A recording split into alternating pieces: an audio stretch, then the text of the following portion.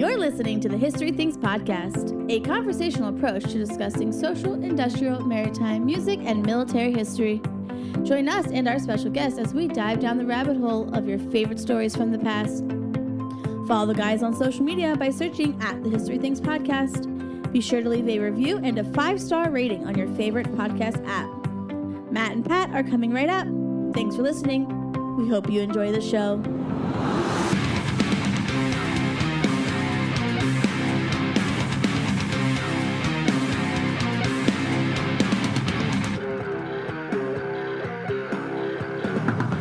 What's up, everybody? Welcome back to the History Things Podcast. Chugging along here at the end of another summer blitz here.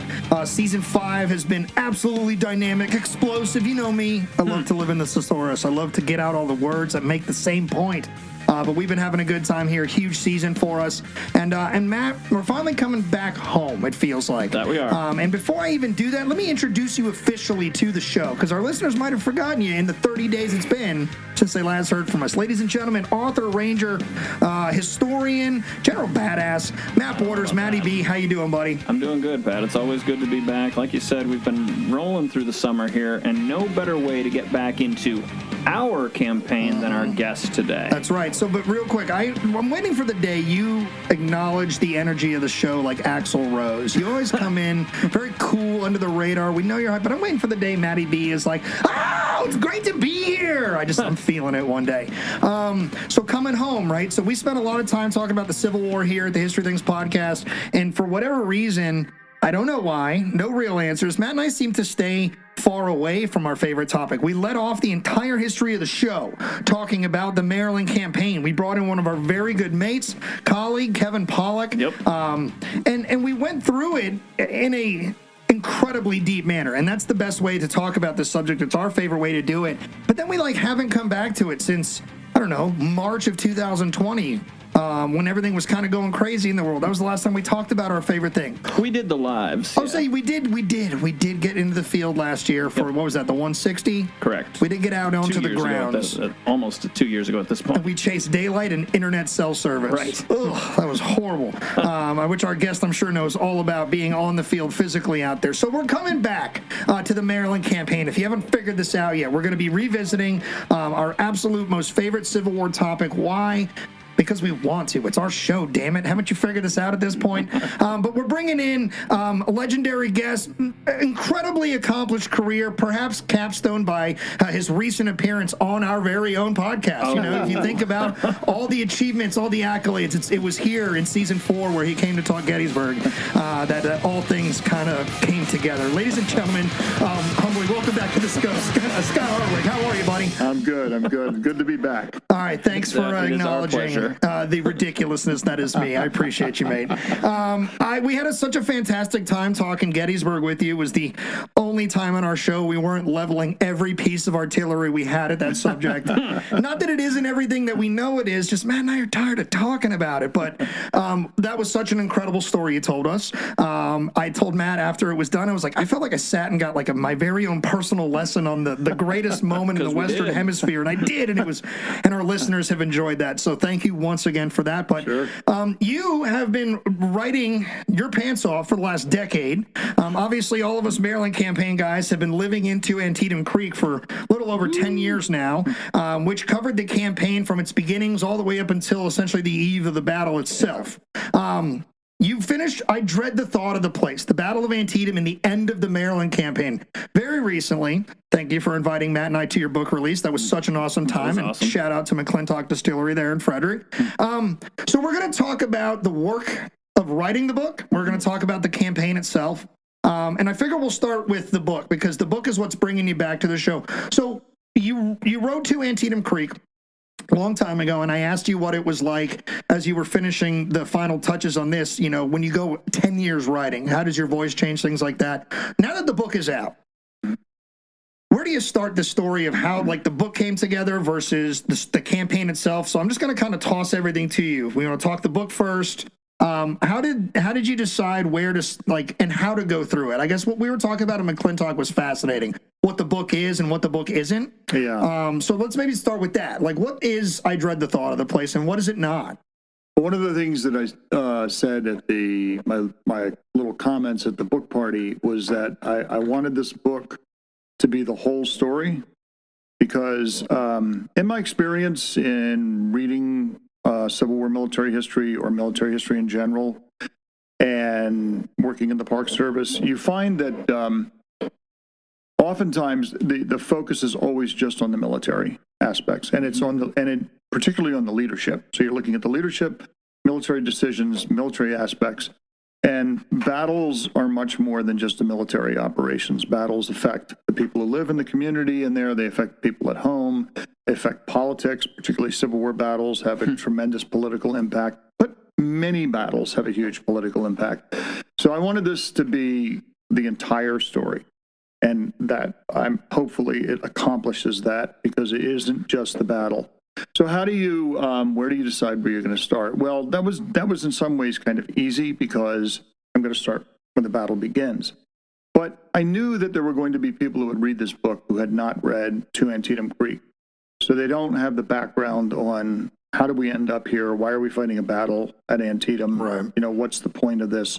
What is the context of it? So I start the prologue with the battle, like the first blood of the battle. These 3 artillery shells that are fired at Gibbon's Western Brigade, which is trying to move into position, and one of the shells falls in the midst of one of the companies, and it kills and wounds, I think it was 11 men. It was really horrific.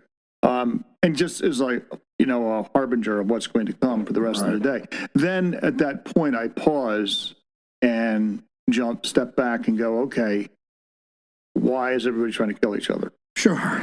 So It's a very valid question. So that's the prologue. The prologue is about what are the politics, what is going on in the war, and it allowed me, in not too much space, to try to address some of the things that I think are misconceptions that people have about the Civil War. So one of the misconceptions is that the South won all the battles until Gettysburg, and the North won all the battles. They didn't win first Bull Run, but in 1862, the North was winning all the battles. Right. They were doing really, really well until Robert E. Lee takes command of the Army of Northern Virginia, and then he starts to turn things around, and then things really turn around for the Confederates, and it becomes a huge political issue.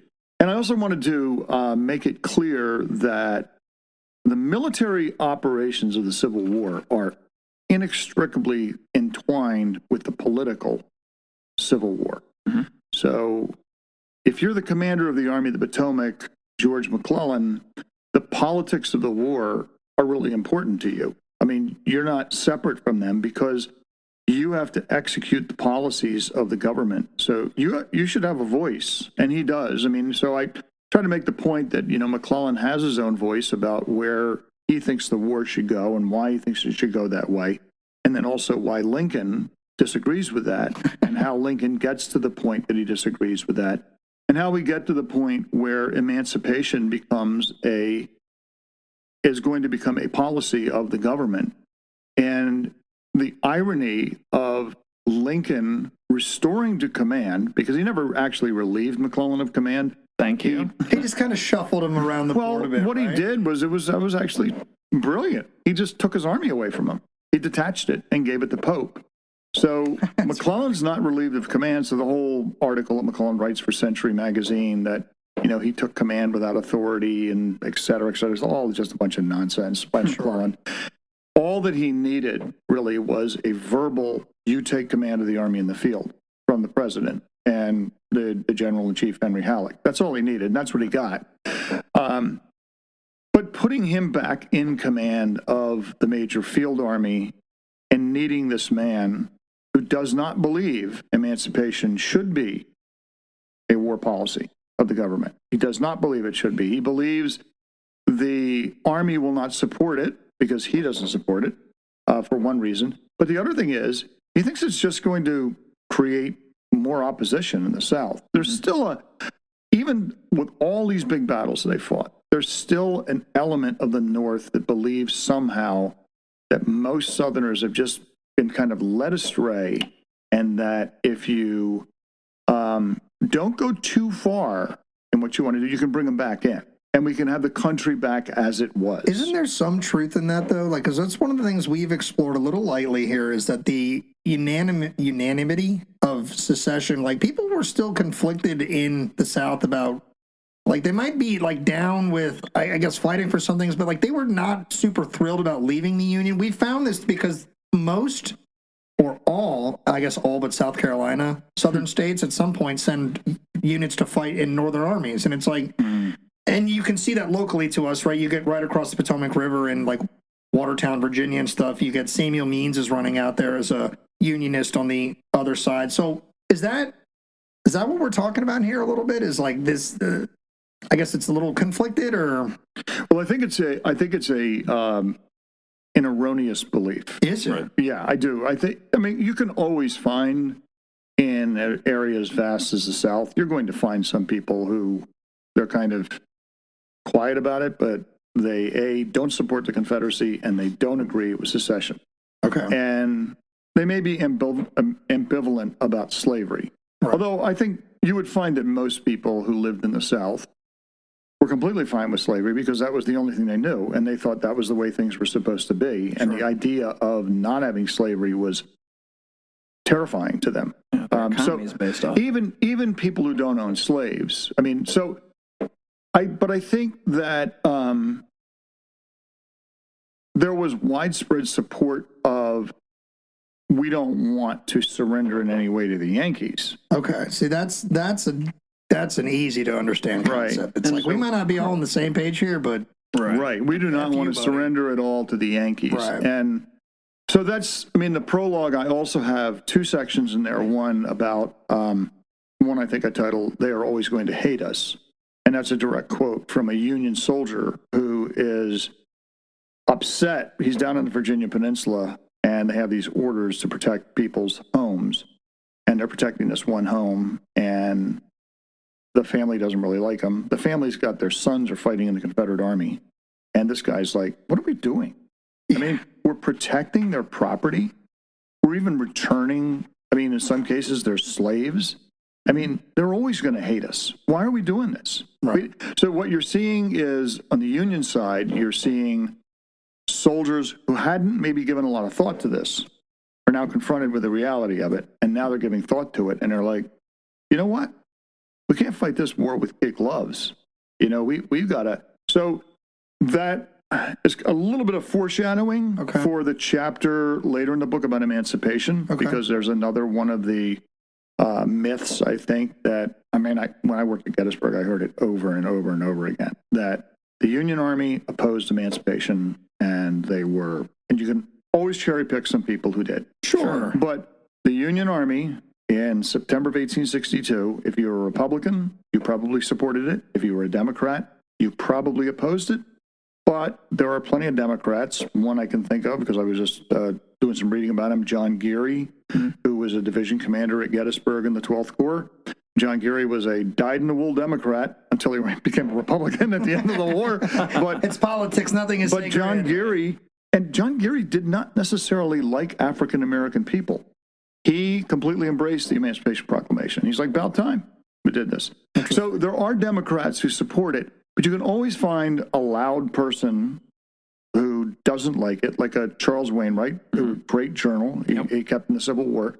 He was a really dyed-in-the-wool Democrat. He did not like the Emancipation Proclamation. Has strong opinions on everyone in the Army. And you can take Wainwright and say, see, this is what the Army thought. Well, that's not true. That's what Wainwright thought. That's what Wainwright thought. And that's what a element of the Democratic, members of the Democratic Party in the Army thought. And the other thing is there's a mass of people in the Army who haven't made up their mind yet how they feel about this stuff. They're still forming their opinion. And that opinion can change based on what's going on. So you have this miserable experience at Fredericksburg, the Mud March, you're like, I don't like the policy of this government. It's a war-losing policy. Then, Hooker comes in, turns things around, morale's going up. Well, yeah, that sounds pretty good. Let's take the gloves off. Then you lose the Battle of Chancellorsville. Man, I'm not so sure. Right. Anyway, so all of that can change. But I'm familiar. I'm a Giants fan. Week to week, my opinions are very different right now. Yeah. So anyway, so I have this section in the prologue where we look at kind of how Union soldiers are viewing the war before the Battle of Antietam, and then also how Confederate soldiers are viewing the war. And I think what you see in both of these cases is that there's a hardening of attitudes on both sides, because it's inevitable in all wars. This always happens, is that, this is why I'm pretty cynical, when I look at the Southern leaders, because, my opinion is they deliberately maneuvered their people into a conflict so that there would be bloodshed. Yes. Because once you had that, then everybody's going to rally to the colors. Right. It defeats the war of... We're not going to do this on this episode, but it absolutely checkmates the war of Northern aggression argument. Absolutely. Just following the facts and the dates and the events. Like, we're not going to do it, but if by season 5 you haven't figured out that we've called Bush on this a bunch, this is it. It's so apparent that, and it works. Because there's a fellow, I remember him from Gettysburg. He gets killed in the fall of 1863. His name is Spear. He's the colonel of the 28th North Carolina. And I forget his first name. And Spear is opposed to secession. He's in North Carolina. He doesn't want to secede. He thinks it's a very bad idea. But North Carolina secedes. He volunteers. He rises up to become the colonel of the regiment. And even at the time of Gettysburg, he's writing his dad, like, this is really a terrible idea, this whole thing, this terrible war, blah, blah, blah. And they fight the battle. They lose the battle. He loses a lot of men. He's talking about that. And ultimately what he says, though, is like, we can't let the Yankees conquer us. I don't like the war. I don't think it was a smart idea. So that's what I mean by Spear is maneuvered into this position by these very cynical individuals who are seeking power in, their slavocracy that they have. And they somebody's trying to call me on my phone. I can hear it buzzing over there. All good. Anyway. People know you're here, Scott, and they want in. They want in on our chat. They know we're talking Antietam today. Anyway, there's a lot of people like Spear and the Confederate Army who they go into the Army because their state is seceded and they feel like, I need to defend. I don't understand everything about this war and what we're doing here, but we're fighting to prevent the Yankees from conquering us. Yeah. So I'm willing to fight for that. So I think, you see this hardening of attitude amongst Confederate soldiers. They also, some of their leaders used the fear of emancipation as a motivating factor for their soldiers because they knew that it would work. They knew it would work because they're terrified of the idea of all of these African-American enslaved people suddenly becoming free, and they just can't imagine that. And the way their leaders link it is that the guys in blue are going to liberate all of them, and then what's going to happen? And it's going to be bad. So that's why you need to fight. So anyway, so the prologue tries to help you understand both the big political issues that are at stake. So why are the Confederates invading Maryland? What do they think they're going to accomplish there? Whereas Lincoln is moving towards wanting to issue an Emancipation Proclamation, but he needs a military victory. Right. It also makes the link that, sometimes people love to separate these things. I don't want to talk about politics, or I don't want to talk about military things. Well, there's a whole bunch of people that root for a certain color that don't want to do this chat right now. And it kind of makes the conversation impossible. Like you can. They're just entwined with one another. And I mean, whether you're talking about the Confederates or you're talking about the Union, the politics involve everything. I think they involve some of the reasons why Robert E. Lee even fights the Battle of Antietam, as there are politics involved in that. Because when you look at it from a strictly military viewpoint, you're like, what was he doing? I mean, what was the point of fighting this battle? Why didn't he cross the river and put the river between him and the enemy? He fights this battle in Maryland? Well, you have to consider, why did he go into Maryland in the first place? Why would he fight this battle in Maryland? It's north of the Potomac River. He is trying to make a statement here, and he's always an opportunist. If he repulses McClellan and McClellan behaves like he has before and maybe withdraws to South Mountain, Lee's campaign in Maryland is still on. All these campaigns happen during political season. We're talking 1862 midterms, right? Yeah.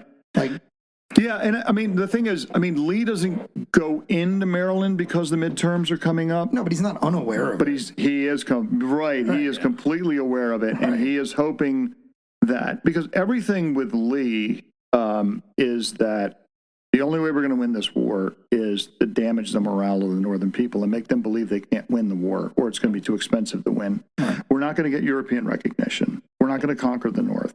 But the way we're going to win the war is to win what he calls heavy victories, which is we do a lot of damage to them. They don't do that as much to us. Right. And we do enough of that, they're going to eventually want to throw in the towel. Sure. What is your thoughts on because there has been some pushback against Dr. Harsh's interpretation of looking for a fight in the North to potentially bring in European recognition. So what is your thought on that? I think Lee thought the possibility of European recognition was very slim. Okay. And he did not think, he even said so in early in 1862 or late 61, he did not think Europe would recognize the Confederacy. He felt that the slave issue was one that was going to preclude them from throwing in with him. But again, I mean, Lee's an opportunist, so he's like, hey, man, if they decide to recognize us, great. Yeah. But I don't think they're going to. So we got to do this ourselves. My target is the northern voter. That's my target. That's my primary target. The Europeans are a secondary target. Sure. If they come in, great. But and I think it's the same thing is true in the Gettysburg campaign. Although, by the Gettysburg campaign, he has even less idea that the European powers might recognize the Confederacy. We're of the opinion that the ship has sailed by 63 because of emancipation. So that's what we, The whole war turns. Like when I have to talk to people at my site in a very crash course simple sense, I say, look, this is a war that's always been about slavery, but not always about emancipation. Right. And the Maryland campaign is when it changes. Yeah. Right. So like it's this, that's what makes Matt and I talk about like the Maryland campaign is maybe up there among the most critical 3 weeks in American history. Yeah. Like if you think about the trajectory it kind of resets us on and what we become, and it's like, we can't sell that enough because this is the moment it all changes. Yeah. And I mean, as we know very well from our own recent politics in America, we didn't have to go the way we did. I was actually kind of cynically laughing while you were talking earlier about how some of the Southern leadership was rallying up its troops. It's like, if maybe our show should just become a modern political commentary. I don't really want to do that for listeners. That was a joke. We're not going to do that. But it's like, you're sitting here talking about getting people's dander up because they're going to come and take something from you. Right. They're going to come and take it. It always works. But it's like when you think about it, it's like it's such a simple tool that has been used. Like there are so many historic tropes that's been used. People don't want to work, and it's like, man, maybe our show should start. Well, and I do think that dovetails nicely though into your original comment, Pat, in regards to the idea that not all the South actually wants to cede. The Lincoln administration very much believes, inaccurately, that it is a small core of powerful politicians of the slaveocracy who is dragging the South with them. And that's not real. And to Scott's point, it's not really the case. Right. But they're the ones who are influencing all these people to support secession. So I think that does dovetail nicely. Nice. Yeah, and you another one of the myths of the Maryland campaign that you hear repeatedly is that most Confederate soldiers did not want to go into Maryland. They just wanted to defend the borders of the Confederacy. Honor of Virginia. That simply isn't true. I mean, came up just the other day at work. I found one account of all the Confederate accounts, contemporary accounts. This is actually not a contemporary account. This was a post-war account in Clark's North Carolina regiments, the 48th, I think it was the 48th North Carolina. They wrote that there were some men in that regiment, because that regiment was raised, I believe, in the western part of North Carolina, which had Union sympathies, that there were men in that regiment who were like, we're not down with crossing the Potomac and going into the North. Everything else that I saw, overwhelming, were like, yeah. Bring it on. Let's go. Right. Yeah. Let's take the war to the North. We're winning this thing. To the Yanks. Let's carry the war to the enemy. And I saw the same thing in the Gettysburg campaign. They were really enthusiastic about carrying the war into the North. Isn't there a unit, like a Virginians or somebody? Doesn't somebody stop at the banks and say they won't do it? Or is that apocryphal? Is that just... It's apocryphal. Yeah. It's apocryphal. BS that has been... I mean, that's been put in documentaries. What some people will do is that they'll hear about, maybe not read this account, about I think it was the 48th North Carolina, that some of the men in the regiment balked at the idea of crossing the Potomac and going into Maryland. And then they'll take that and they just blow it out of proportion. Because I think a major league documentary or show has covered this and actually said that happened. I'm sure they did. Well, and the other part of this is that there was an order, if I'm not mistaken, from Lee and Longstreet that if you are not capable of doing long marches and if you're broken down, you're staying here in Virginia. And a good chunk of the Army in Northern Virginia, a couple thousand guys, something like that, does stay in Virginia to guard the wagon trains and things of that nature because they don't believe they're physically capable of going through Maryland, if I'm not mistaken. Yeah, what happened was Longstreet, who has a wing in the Army. Correct. I mean, they don't have official corps in the Confederate Army yet. They're going to do that after the Battle of Antietam. We don't know about Jackson's wing, but we know definitely for Longstreet's wing, he issued a circular order that anyone without shoes was excused from going into Maryland.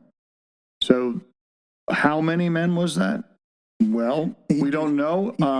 A lower end estimate is 5,000. You'd have seen me throwing my brogans into the bush as far as I could throw them. Actually, the reality is that some men did throw their shoes away. I'm sure they did. Because they were worn out, they were tired, the thing to keep in mind is that nobody's getting regular rations. Those guys who have not been in the defenses of Richmond, they're wearing the same uniforms that they wore in the 7 days. Yeah, so the peninsula fighting. Weeks and weeks and weeks out in the open. They're marched hard in the Manassas campaign. They're not well fed. Everybody's really hungry. March discipline in the Confederate Army for a battle was really good. March discipline when it wasn't a battle was poor because they still had this system in which officers were elected. So if you were a non-com and you might want to become an officer, you're not going to tell your guys, hey, I just want to go over to that farmhouse and see if they got anything I can eat. You're like, yeah, go ahead. Just make sure you get back here pretty soon. Right. Well, the guy goes over to the farmhouse and stays there for a few weeks because it's like he doesn't want to. Yeah. Anyway, and then you multiply that over and over and over and over again, and then the Confederates have massive number of stragglers. The evidence that I found was, and I think I write it into Antietam Creek, is that a minimum of 5,000 men from the Army. That's incredible number. That's a division. Yeah. That's a Confederate division. And what they do is they form them up into impromptu regiments and they march them to Winchester because that was where Lee was going to establish his depot. So the idea was when shoes, clothing, whatever they needed arrived in Winchester, then those men could be equipped, and then they would be organized like in the companies, and they would be marched up, and then the company would be distributed to their actual regiments that they were in. That was the idea behind it. And solid plan. They also had, anybody who was sick, and there were a lot of guys who were getting sick at that period, so Confederates were just leaking men everywhere they went. But the reorganization at Leesburg, before they crossed the Potomac, is where they're going to lose at least a division size unit of men. Yeah. All right, so let's do this. Let's finish. Tell us some of the themes of this book. I know that from our time at McClintock, I was fascinated with how you decided to end the book, considering how you began to Antietam Creek, how you decided to make intentional decisions to cover aftermath in certain ways, things like that. So let's talk about some of the themes of the book, and then what I'd like to do is just have you tell us the story of the Maryland campaign, as you'd like to, and I'd like to start that on September 3rd, 1862, with the day that not only is special to me in my house, personally, with somebody's birthday, but I also like, because it's permission day, and I love that Lee doesn't even wait for the official yes. He's just like, hey, can I go? And it's like, boom. So I always like to start there, but so I Dread the Thought of the Place carries a bunch of themes that make this a human experience. And I love that because people being people is one of our themes on this show. So, and that was evident into Antietam Creek as well, that you wanted to make sure that people connected in as deep a way as possible. So, what are some of the themes that readers are going to experience? Why did you make some of the decisions to cover an individual, cover an incident, event, things like that. And then let's tell the story. Let's get into the meat of it. Yeah. Okay. Well, one of the major themes when you're in the battle chapters is the human element of the battle, the people who fight the battle. And that doesn't just mean the privates and the corporals. It means everybody who's fighting the battle. What's the experience of these people? Who are these people? What motivates these people? So you'll notice that with some people, and I don't do it with everybody because you couldn't do it with everybody. It would bog the book down. But with select people, I'll have a little bio of them, which helps you understand what motivates them. Where do they come from? What are they fighting for? The other thing I tried to do, like if, Joe Smith from the 49th New York and the 6th Corps wrote something about the battle. I would look Joe Smith up in the census if I could find him, and I would find out what he was worth, what his family was. You're getting into the person. What he did. So I wanted to know who he was, and then I would I would find his military service records. And so what you're trying to do with that, you're not going to use all of it. You use enough of it that you make Joe Smith a person, rather than a one-dimensional soldier who you forget immediately. Joe Smith is 27 years old, and he was a father of 3 or something like that, or he came from such and such in New York. Just enough to, make him a person. The other thing I wanted to do with this is, I think one of the things that always annoys me in battle writing is everybody's a hero. Oh, sure. You're damn right they are. This is the United States, Scott. Nothing but heroes in this country. Most of the guys aren't heroes. Most of the guys are just trying to stay alive. Yeah. And some of them are outright cowards, and some of them maybe weren't cowards at one point, but now they are. They just can't take it anymore. Some of them are incredibly brave, but they're run the gamut. They're all over the place. They're all over the map. And in fact, I was just talking to somebody the other day about, some of the color bearer. There's a lot of color bearer stories in this, and I found many of them to be really fascinating because we always think, well, the color bearer has to be the bravest guy in the unit because they draw the most fire. Sure. Unless you're mounted, the colors are always going to draw the most fire. And as a rule, the guy carrying the colors is probably the bravest man in the regiment because he knows it's incredible. The first guy carrying the colors, right? Yeah. But there are several incidents that show you that some people really don't want to do that. So the color bearer of the 13th New Jersey, which is a brand new regiment. Ezra Carmen's regiment. Ezra Carmen's regiment. I was going to say, this is a famous Antietam guys. It's the first battle they're ever in. They... the first time they really come under fire, they had advanced up to the Hagerstown Turnpike. They thought they were actually going to support Sedgwick's division, which they had seen go into the West Woods. But because of the smoke and the way Sedgwick retreated, they didn't see Sedgwick get routed. Right. So they didn't know Sedgwick was defeated. So they advance up to the Hagerstown Pike. They get up there, and they come under fire from an unseen enemy, which is another part of this that's really fascinating to me. Is we always, if you watch any of the movies about that relate to Antietam or any Civil War battle, some of them are really cool, but it's two lines standing up in a field shooting at each other. Just hammering away. Well, you find all these instances at Antietam. There's a soldier in the 10th Maine. He fights the Confederates in the East Woods for over 30 minutes, maybe 45 minutes. He says, I never saw a single one of them. But they were there. Yeah. I mean, the only thing, I'm not saying he didn't see them. He saw these flitting glances of guys jumping around. Right. But the Confederates were under cover. So the 13th New Jersey comes up to the Hagerstown Pike, and they can't see the Confederates. So some of the guys think it's Union soldiers firing at them, right? So it tells you, again, this idea that people are standing out in the open to shoot at you or get shot it did happen, but it was not the rule. It was more the exception.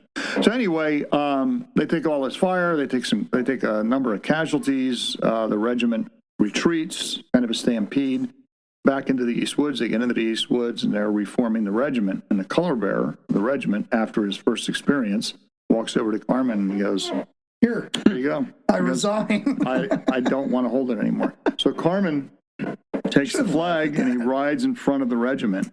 And he says, what man will take this flag? And this lieutenant who's describing the incident, he says there was silence. Everybody was just standing there because everybody's shaking. And then finally, and this is to me really true bravery, finally this one guy who doesn't clearly want to do it goes, I'll do it. And he takes the flag. Now that's courage. Yeah, for sure. That is courage, because that man didn't want to do it, but everybody was embarrassed. Anyway, and then there's another one at down at the Rohrbach Bridge when the 11th Connecticut received their orders that they were going to assault the bridge. Their job was to draw fire of the Confederates so that Crook's Ohio Brigade could storm across the bridge. So you're just going to be a bullet magnet. Yeah. Oh. So the color bearer, no thanks, who was, from what I could find, he was a sergeant. He was a good soldier. He was brave. He refuses to carry the colors in. He says, he says, I don't have a big enough color guard to protect me. So some altercation takes place. And one of the company commanders slashes him with his saber or sword. Wow. And was that guy named Patton, by the way? And the sergeant and the color bearer gets demoted. He gets broken to private after the battle. He gets promoted later in the war to sergeant, and then he gets demoted again, which made me imagine, not having been able to go through any of his military records or anything like that, or people who wrote about him. I didn't find anything people wrote about him, that he may have had some emotional issues before he ever became a soldier. Okay. Once he becomes a soldier, they become kind of exacerbated. Yeah. But anyway, it was another incident. Here was a regiment that was a good regiment. They had a really good colonel in Kingsbury. Not too much longer, unfortunately. Right. But I mean, I like to tell these stories because they humanize the battle. They make the battle human. That's what you need. Yeah. I mean, so that's a big part of. You have to tell the movement of the troops, the command decisions that are made, but you also need to look at the experience that these people have in battle and how absolutely terrifying the battle is to the people who are really in the thick of the fighting. I mean, it is just terrifying, but at the same time, it can lead people to become fanatic.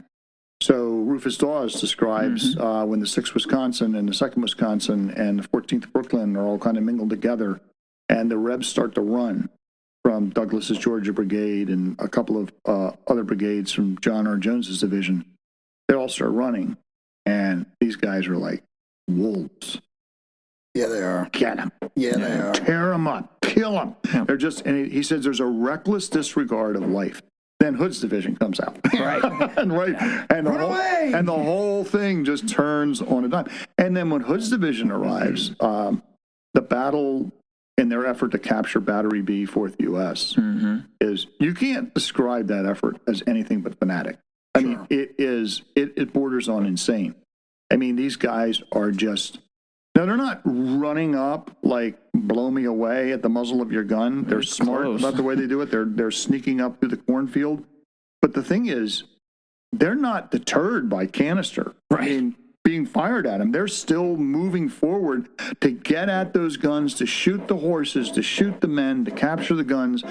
And it's just, in another circumstance, these guys might not be like that at all, but the battle kind of brings out this savage. It's like primitive. That's all it's I'm very primitive. It is. I'm wondering how much our modern warfighter can.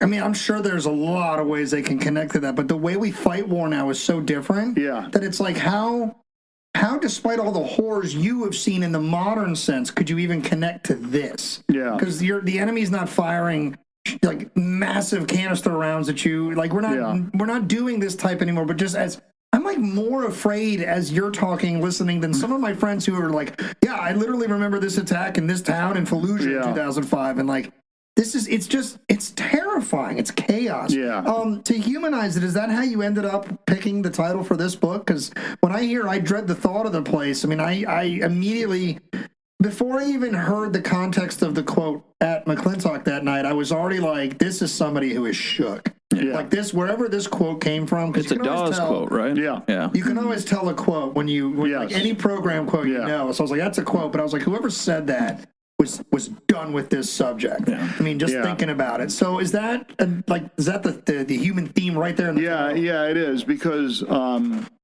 except for somebody who was a psychopath, everybody felt like Rufus Dawes did. Right. That this wasn't something that they looked back on as, man, that was amazing, wasn't it? Yeah. Man, what an experience. It was like, I never want to do that again. I don't ever want to go back there again. But here's a really interesting irony of that. Even as bad as the experience was, there's a number of soldiers that I found, because the Army of the Potomac remained encamped near Sharpsburg for over a month after the battle, that a number of soldiers went back to where they fought in the weeks afterwards, because they wanted to kind of get back in their head what they had experienced and what the terrain looked like, etc. So they weren't. So even a guy like Rufus Dawes, he would go back there. He didn't, that I know of. But I mean, I think he would. But they're going back there for a different reason, in that it's kind of a clinical reason. It's a professional reason, because we're going to fight other battles. And what can I learn from going back and looking at this ground again? What do I remember correctly and remember incorrectly? And we see that throughout the war. We see it in 63 when the armies moved through there. They're talking about passing over the old Sharpsburg battlefield, both sides. 64, John Brown Gordon gives a tour to his staff of Bloody Lane, where he gets all shot to pieces. Absolutely jacked up here. Look at my hat. But the thing is, you're also trying in this, and what I try to do in this is get into the mind of the soldier, which most Americans who've never had any military service, or don't have anybody in their family who had military service, really have a hard time understanding, is that how could you go through something like Sharpsburg and write like Rufus Dawes writes, I dread the thought of the place, I never want to fight there again. Clearly he's traumatized by the battle, yet he goes into the fighting at Fredericksburg, at Chancellorsville, at Gettysburg. He does his duty. And that's the part of, that's being a soldier. You are, I mean, even though these men, most of them are volunteers, by this point of the war, they are soldiers. This is their job. This is what they do. So I made it through this battle. And there's a passage in the book where I write about, there's a fellow, I forget his name, but he was in the 2nd or the 20th Georgia. He was in Toombs's brigade. And he joins the brigade in September, like the beginning of the campaign. He and a brother, I think, both either got conscripted or they volunteered. And he has this great description of the soldiers, the common soldiers. And he's like, a lot of these guys don't know what day it is. They don't know what week it is. They don't know what month it is. They're just here fighting. They don't care. They live for today. They just live for today. And I think you'll find combat soldiers throughout history are like that. Yes. They live for the day, because you can't think to the future. There's that great line in Band of Brothers. I was literally just thinking, like they sum this up perfectly. Well, you're already dead. When Nixon says to Dick Winters, he goes, after the war, I'll take you to Chicago. And Dick Winters laughs. And he goes, why are you laughing? You think that's funny? He goes, no, I think it's funny you think we're going to survive the war. Yeah. So, I mean, there's an example of that. And I think there's a lot of these soldiers are, my name wasn't on the bullet this time. And I was lucky. And you don't sit there and dwell on it and think about it. You're just like, it just wasn't my day. It might be my day the next time, but I can't think about that. What I have to think about is doing my duty in the next battle. So if I'm an officer, I have to keep my eye on my men, take care of my men. If a bullet hits me, it's when you start thinking about it, then maybe you become, in the 6th Wisconsin, Alexander Hoo, Hooe, who's a company commander in the 6th, his company is ordered to go out with another company to form skirmish line when they're making their first advance down towards the Miller farm and the cornfield. And who grew up in a military family. He knew Hardy's tactics inside and out. He was a great garrison soldier. He was absolutely terrified on the battlefield. And who hides behind a tree in the North Woods. His company just scatters to the four winds. And after the battle, they force him to resign because he can't cut it. I mean, who's one of those guys who the psychological aspects of it get to him, and he can't do this. He just can't do it. Well, I'm thinking, again, it's just like a plague that all of us historians, storytellers suffer from. Like, I know what I'm about to say, but who said it is escaping my brain. But it's like, I was thinking about, there's a World War I guy in the 85th Highlanders who talks about you don't know what you can handle until you're already handling it. That's essentially like you don't know the limits of what you can do until you're in the middle of it already. And to that, some people are breaking. Some people find, like Rufus Dawes, find out that they dread the thought of this place. They can't handle it. But I'm going to just continue dominating, in one way or another until the war is over.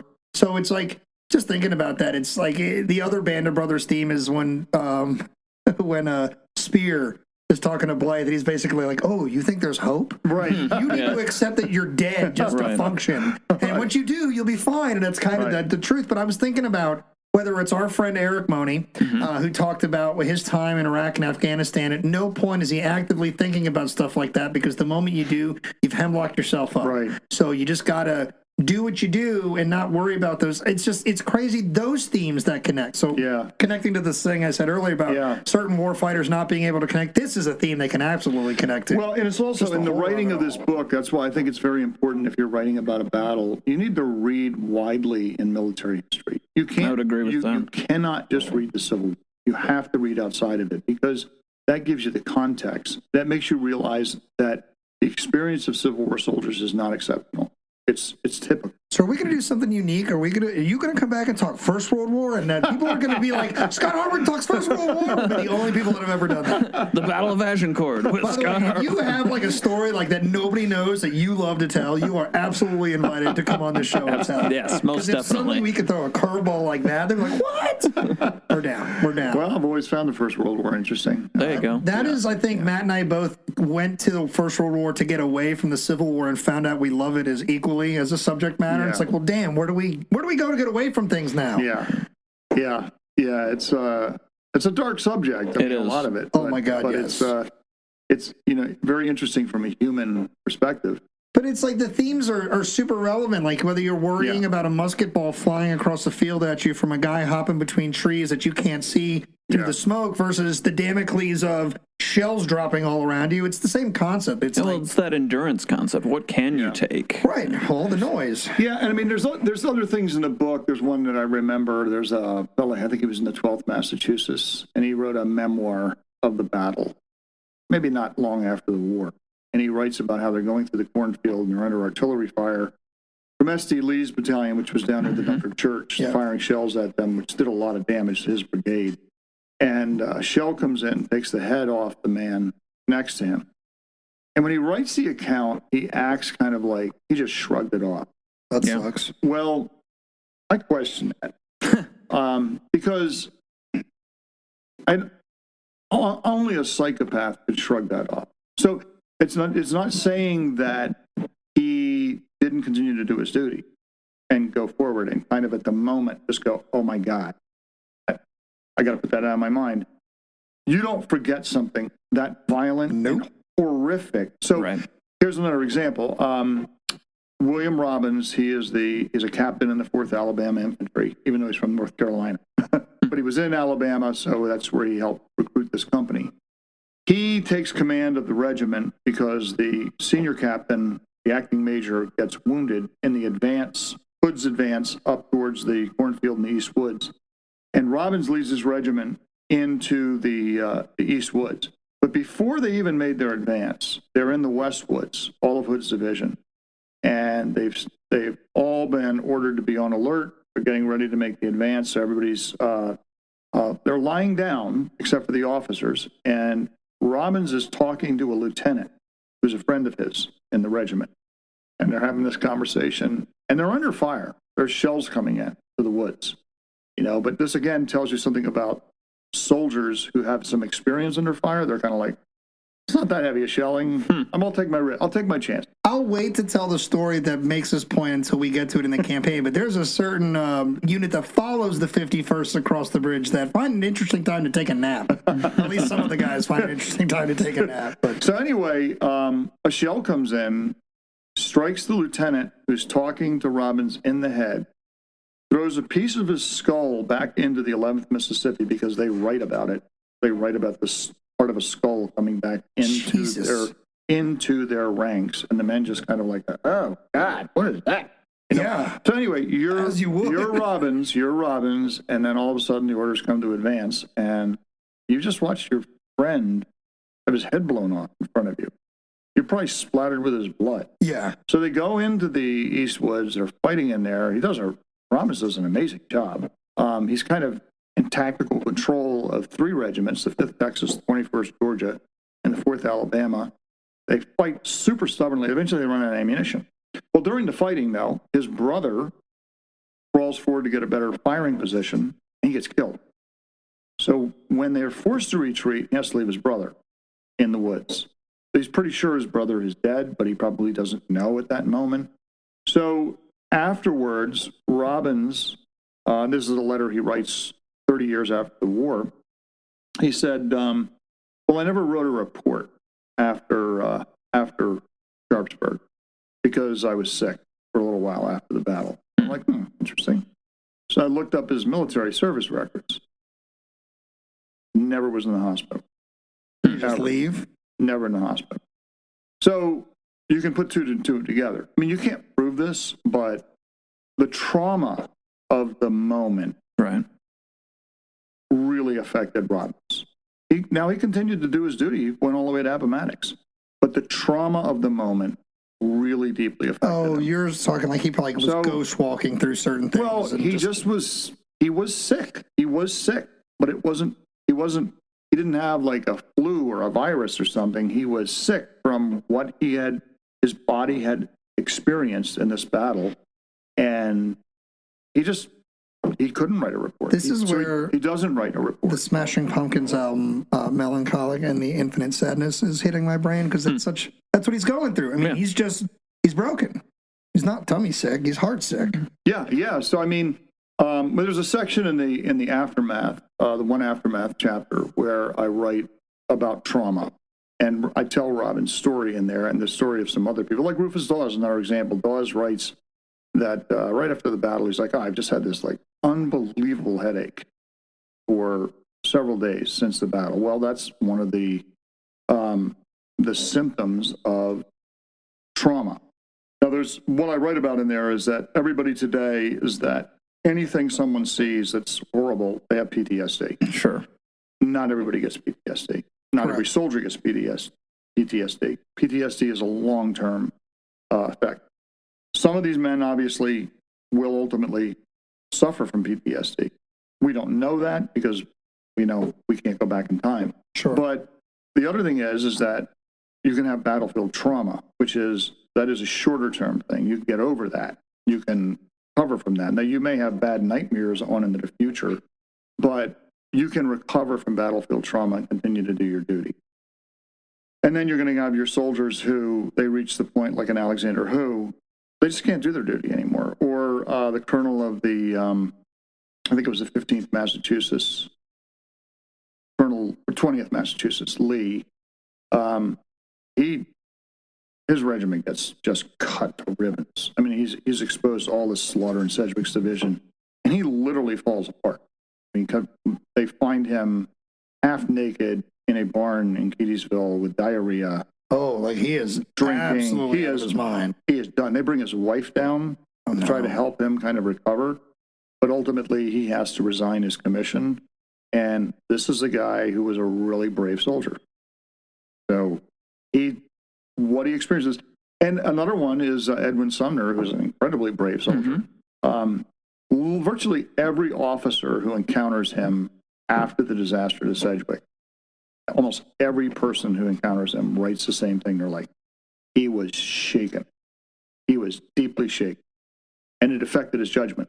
I agree with that. So, well, the human element of history, we're not here to identify where it seemed to have disappeared from a lot of the lessons, but it's definitely making a comeback in writing, in podcasting, and in public interpretation. People are, and I don't know what that's a statement or an indictment of, but people are definitely looking to connect on these personal levels. So I am very excited to knock this out over my winter. We're recording this long before you're listening to it to peel back the veil a bit, a little inside baseball here. So for me, this is going to be my winter. I'm very excited, but human connections are everything to me. So thank you for taking the approach to that. Now, I always ask our guests, when you start a story, where do you start it from? And you can do that. But I always like to start the Maryland campaign on the day that he asks permission because, or I guess I'll start by asking you this. How long before the day Lee asks permission to cross the river on September 3rd, 1862, how long before that is he thinking about it? Is it in the days after actual Second Bull Run, Second Manassas, or is it preceding that battle? well, to some degree, it would be preceding that battle because Lee is always looking for an opportunity, but he's not going to seek the opportunity unless he actually gets it. So he gets it when he beats the Federals at Second Manassas, and then they fight the Battle of Chantilly, and he realizes they're in full retreat. There's not going to be another fight.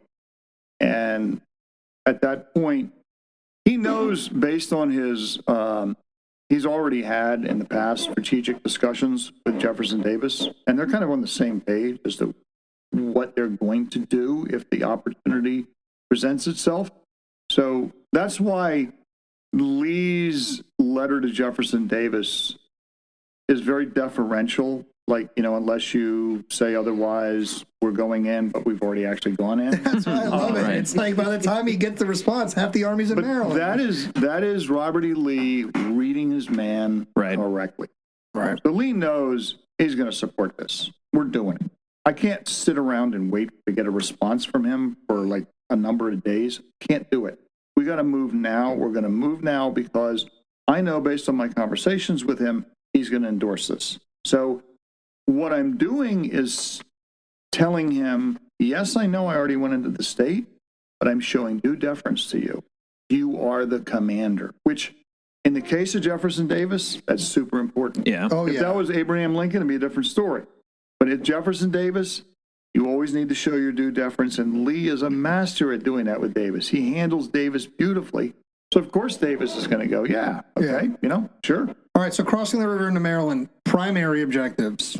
Not to get confused with secondary objectives, we can talk about those, but we kind of leaned into this with, the Confederate foray into Gettysburg. What are they looking for? What are they not directly looking for? Things like that. So what are Lee? Let's set it a little bit because, you touched on this a bit, Scott, when we were talking a little bit earlier, but Lee has done an excellent job up until this point in 62 of aggressively defending Virginia. Yeah. The Union Army of Virginia has been thrown back to the defenses of Washington. The Army of the Potomac has evacuated the Virginia Peninsula.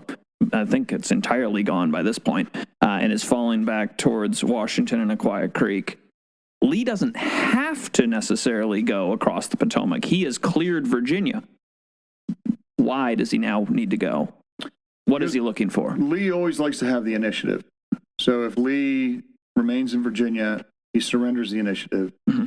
He's a great reader of Northern newspapers. He knows that Lincoln has done a call for 300,000 more volunteers. Those volunteers are pouring into Washington. Lee knows it's going to take them, several weeks or months to train the new volunteers, but he is not getting the same numbers. He's getting conscripts, draftees that are coming into his army that are replacing some of his losses, but in a numbers game, that's a losing game. Sure. So keep the initiative, take the war across the Potomac. What's going to make the Union Army come out and fight? Right. So what can I combine with the political objectives that we want to achieve with the military objectives? So I want to fight them sooner rather than later. So if I cross the Potomac River, I achieve political objectives. We've carried the war to the north. So, that is going to help the guys down in Richmond who think Europe is going to recognize us, but it's also going to send a signal to the voter in the north like, I don't think we're winning this. Or this is not good. The Lincoln administration seems to not have the right idea. They seem to be the wrong leadership, and maybe you'll vote them out. And my real objective here politically is to get into Pennsylvania. Right. That's where I really want to go. I want to go that far because that really sends the signal. You can't beat us. We can go all the way into Pennsylvania with impunity. I mean, how can you beat us? But the other part of it is I want to get the Union Army out of the Capitol before it is reorganized, before they've trained all these guys, and fight them. Because I'm going to beat them. Right. Because my army is really good. We're riding high. And he looks around, he goes, yeah, you know what? We're not equipped for an invasion. We have horrible logistics. Some of our guys' uniforms are falling apart. Some guys don't have shoes. It's not the best time, but it is the best time, is in Lee's opinion. You don't get to choose some of those things. You have to seize the moment. Right, and we talk about this a lot. This is the worst. Both armies in the Eastern Theater are really going to look overall on the battlefield in terms of like the worn outness of uniforms and like how, outdistanced from your supply trains and things you are. I mean, everybody has spent the entire summer fighting and marching up and down the peninsulas, back into Washington, Lee's crossing the river. So, I mean, this is definitely a good point, because I was getting ready to ask you, like, what is the disposition of the armies? Because one of the things I like to lean into is the super unmajestic crossing of the Confederate Big Three. Because, when you consider how we always see them in artistic representation, even on the battlefield at Antietam, incorrectly placed, incorrectly likenessed, whatever, but, like, they're always presented in this one fashion, and it's just, if they were lions, they'd have majestic manes, right? And the reality in this crossing kind of reflects the situation of the Army. It's just they're not in great shape. Yeah. So let's talk about the Army first before we poke fun at Robert E. Lee and things like that, because that's just something I like to do. I make fun of George Washington at my site. It's not like I have one. I just like to, I'm Irish, so I like to just gig people for things. But so the Army, the Confederate Army has obviously been on the better side of the battles. They've been winning. They've been pushing the Federals out, but they're also tattered. Losing ammunition. The Federal Army is in Washington trying to get itself together. Commands are being folded into this origami of the new Army of the Potomac. But everybody's still... Good description. It is, it's kind of what it is. They're like, we'll take a little bit of Pope's and we'll take this Washington garrison. And then they make it a bird. What's the most violent bird that can hunt you down? That's what they make it into. But it's like, neither army looks great. So what is the actual situation? Like, are the Federals getting any resupplying in Washington versus just having commands on paper folded in? Like, the army that comes out to fight, is it even remotely ready to chase down the army? Is the army that go into Maryland even remotely capable of staying in Pennsylvania if they get there for a while? Like, what is the actual dispositions of these armies? Yeah, well, that's a really good question. In fact, I spent 2 chapters into Antietam Creek, one on the Army of the Potomac and one on the Army of Northern Virginia, looking at the strengths and the weaknesses of both of the armies and their leadership that they have. The one thing that the Confederate Army has is they have a really, really good leadership. Yeah. So your leadership team is Robert E. Lee, Stonewall Jackson, James Longstreet, your cavalry's under Jeb Stuart. That is a great team. And most of your division commanders are West Point graduates. Now, there's a lot of flaws in this Army. The logistics of the Army are non-existent. So you're not getting any resupply when you're going into Maryland. You're not getting any new medical supplies. You have to buy all of your food in Maryland. Buy it. You can't seize it because the Marylanders are supposedly your friends. So you don't want to alienate the supposedly. Right. So you're not going to seize food. You're going to buy food, and that's going to be a huge problem. Your soldiers are exhausted because they've been under great stress. They've been in big battles. They've done a lot of marching, and you're going to demand a lot more from them in this campaign. But Lee, again, I'll repeat this a million times, he is an opportunist. He's going to seize the opportunity, and he is going to push his men. And this is another one of the keys of Lee's success. And if I was talking to a military group, I would say one of the things that you can learn from Robert E. Lee is he tested what soldiers were capable of doing. And he raised the expectation of what you did. George McClellan never raised the expectation with his soldiers. He never demanded, like, almost the impossible from him. Lee did it all the time, and his soldiers came to believe that they could deliver. ultimately that's going to come together undoing in the Battle of Gettysburg, the third day of the battle. But Lee has a lot of success as a result of that. And I think his army, for all of its flaws, is going to march to Frederick, Maryland with a tremendous amount of confidence. They've got a lot of confidence. But confidence, if you have dysentery, isn't going to help you. So everywhere Lee is going to move, he is going to leak soldiers. Hundreds and hundreds of soldiers. Ultimately in this campaign, James Longstreet said he thought that they lost 20,000 stragglers. And everybody's like, no, that is impossible. That could have never happened. Yeah, it did. At least. Number. That's a corps. That's an Army corps. Yeah, Lee describes it as the great evil of the campaign. The great evil of the Army is the straggling. It's at least 20,000. I mean, that's the equivalent of what Jackson more or less takes out to seize Harper's Ferry. I mean, that is a massive number for the ANV. It's a huge, huge number. So anyway, those are some of the chinks in the Army of Northern Virginia. In the Army of the Potomac, that army, which is really a combination of Burnside's Ninth Corps, which has been kind of an independent entity, the Army of Virginia, John Pope, his army that had just been soundly defeated at Second Manassas, and then the Army of the Potomac, some of which was with the Army of Virginia, and some of it wasn't, that had just come back from the Virginia Peninsula. You put all of them together, what are the most battle-worthy units that you have? Because you have to leave, because everyone on the Union side is way overestimating the Confederate capabilities and numbers. Way, way overestimating. Everybody comes down to McClellan because he does that all the time, but Henry Halleck was just as guilty as, and I think even the Lincoln administration, they leave a huge force to defend the capital. But a lot of that force, the Third Corps, the Army of the Potomac, the 11th, what becomes the 11th Corps, which had been the Second Corps, I think, in the Army of Virginia. Yeah, I believe so. They're really beat up units.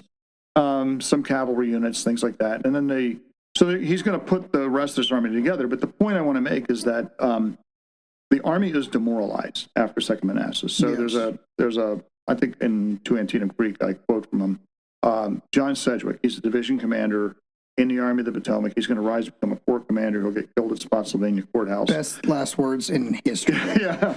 But when you think of John Sedgwick, you don't ever think of somebody who doubted the Union war. Right. At the beginning of September, John Sedgwick is writing his sister or someone in his family at home, and he goes, my prediction is the Southern Confederacy is going to be, we can't beat. Wow. Their generals are too good. Ours, we don't know what we're doing over here. Our government can't. I mean, he likes McClellan a lot. I mean, he's one of these guys who looks past all of McClellan's flaws. But when John Sedgwick believes you're losing, you're in trouble. Yeah. Because he's an officer. He's a West Point trained officer. You are in trouble. And this is one of the things that I say is confirms the wisdom of Lincoln's decision making. When he puts McClellan back in command, within days, guys like John Sedgwick are like, you know what? We're all good. We're doing good. Okay. We're great. We're good. Soldiers are starting to write like there seems to be a system again. We're getting our mail again. We're getting regular food again. We're getting some clothing. Everybody seems to know where everybody else is moving. We trust this guy. That is huge because what Lincoln does by putting McClellan back in command is he restores the confidence of the Army much faster than anybody else possibly could have. He offered command to Burnside, which actually was a good thing that Burnside didn't take it. Right. Because Burnside could never have engendered, even though he was very popular in the Army in general, because a lot of guys didn't know anything about him. They just knew he was been successful in the North Carolina coast.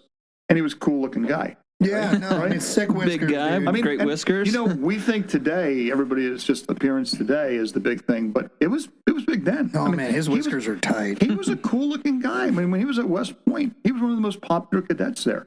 People forget they're like, oh, he's a bungler all the time. I'm like, no, man, he was a cool dude. People liked him.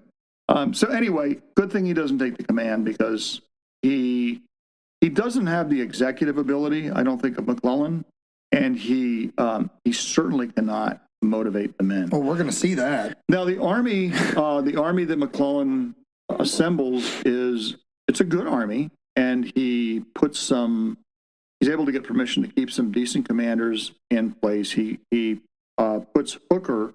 He gets Hooker in command of the First Corps, which was a really good move. And Hooker's has openly criticized McClellan. Right, Hooker's not a fan. In the Peninsula Campaign. And McClellan looks past that, which I think is, again, you always have to, I criticize McClellan a lot of times, but you have to give these people credit where credit is due. And he has credit due here. I mean, he looks past this. Israel Richardson, one of his division commanders, another one. Richardson's playing all these games, trying to get some division of Michigan troops.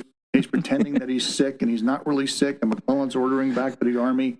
And Richardson's getting these politicians, Zachary Chandler, involved, saying, hey, man, he's sick. He can't come back to the Army. He's got the wheeze. Anyway, when they finally get him back in, there's no retribution against him. Right. So McClellan realizes there's certain fighting generals. I need these guys. Now, they're not his confidants. His closest confidant is John Porter, who's a very cautious commander, great defensive commander, but very cautious. And like McClellan, believes that the Confederates outnumber them. Were you going to ask something, Matt? Just to the point you're making, and I really think it's important to emphasize this, is that one of the things that I've run into was folks recognize that McClellan is a great organizer. That's the term we hear a lot. But then they seem to downplay that. That should play second fiddle. But that honestly rebuilt this army. I think the amount of detail that you go into with 2 Antietam Creek in that aspect really helps put paid to just how important that is. And folks seem to think that's very much a second fiddle, but you can be the best fighter there ever was, but if you don't have an army to fight with, look, that's how easy it is to fall into tropes. Because I get to have a very layman's version of this conversation pretty much daily at my job, considering how close it is to Antietam Battlefield, and almost nobody realizes what my site is, so they come there and they think it's a Civil War story. So we end up getting into it, and I always say, look. You can criticize McClellan 6 ways to Sunday, and you'd be right to do so. But if you got to give credit, let's just consider some things in fact in very simple terms. That guy took essentially 3 commands, versions of 3 commands, at their lowest point at that moment in the war, folded them into something, got them moving, chasing an army that had invaded their quote territory. Caught them within 5 days.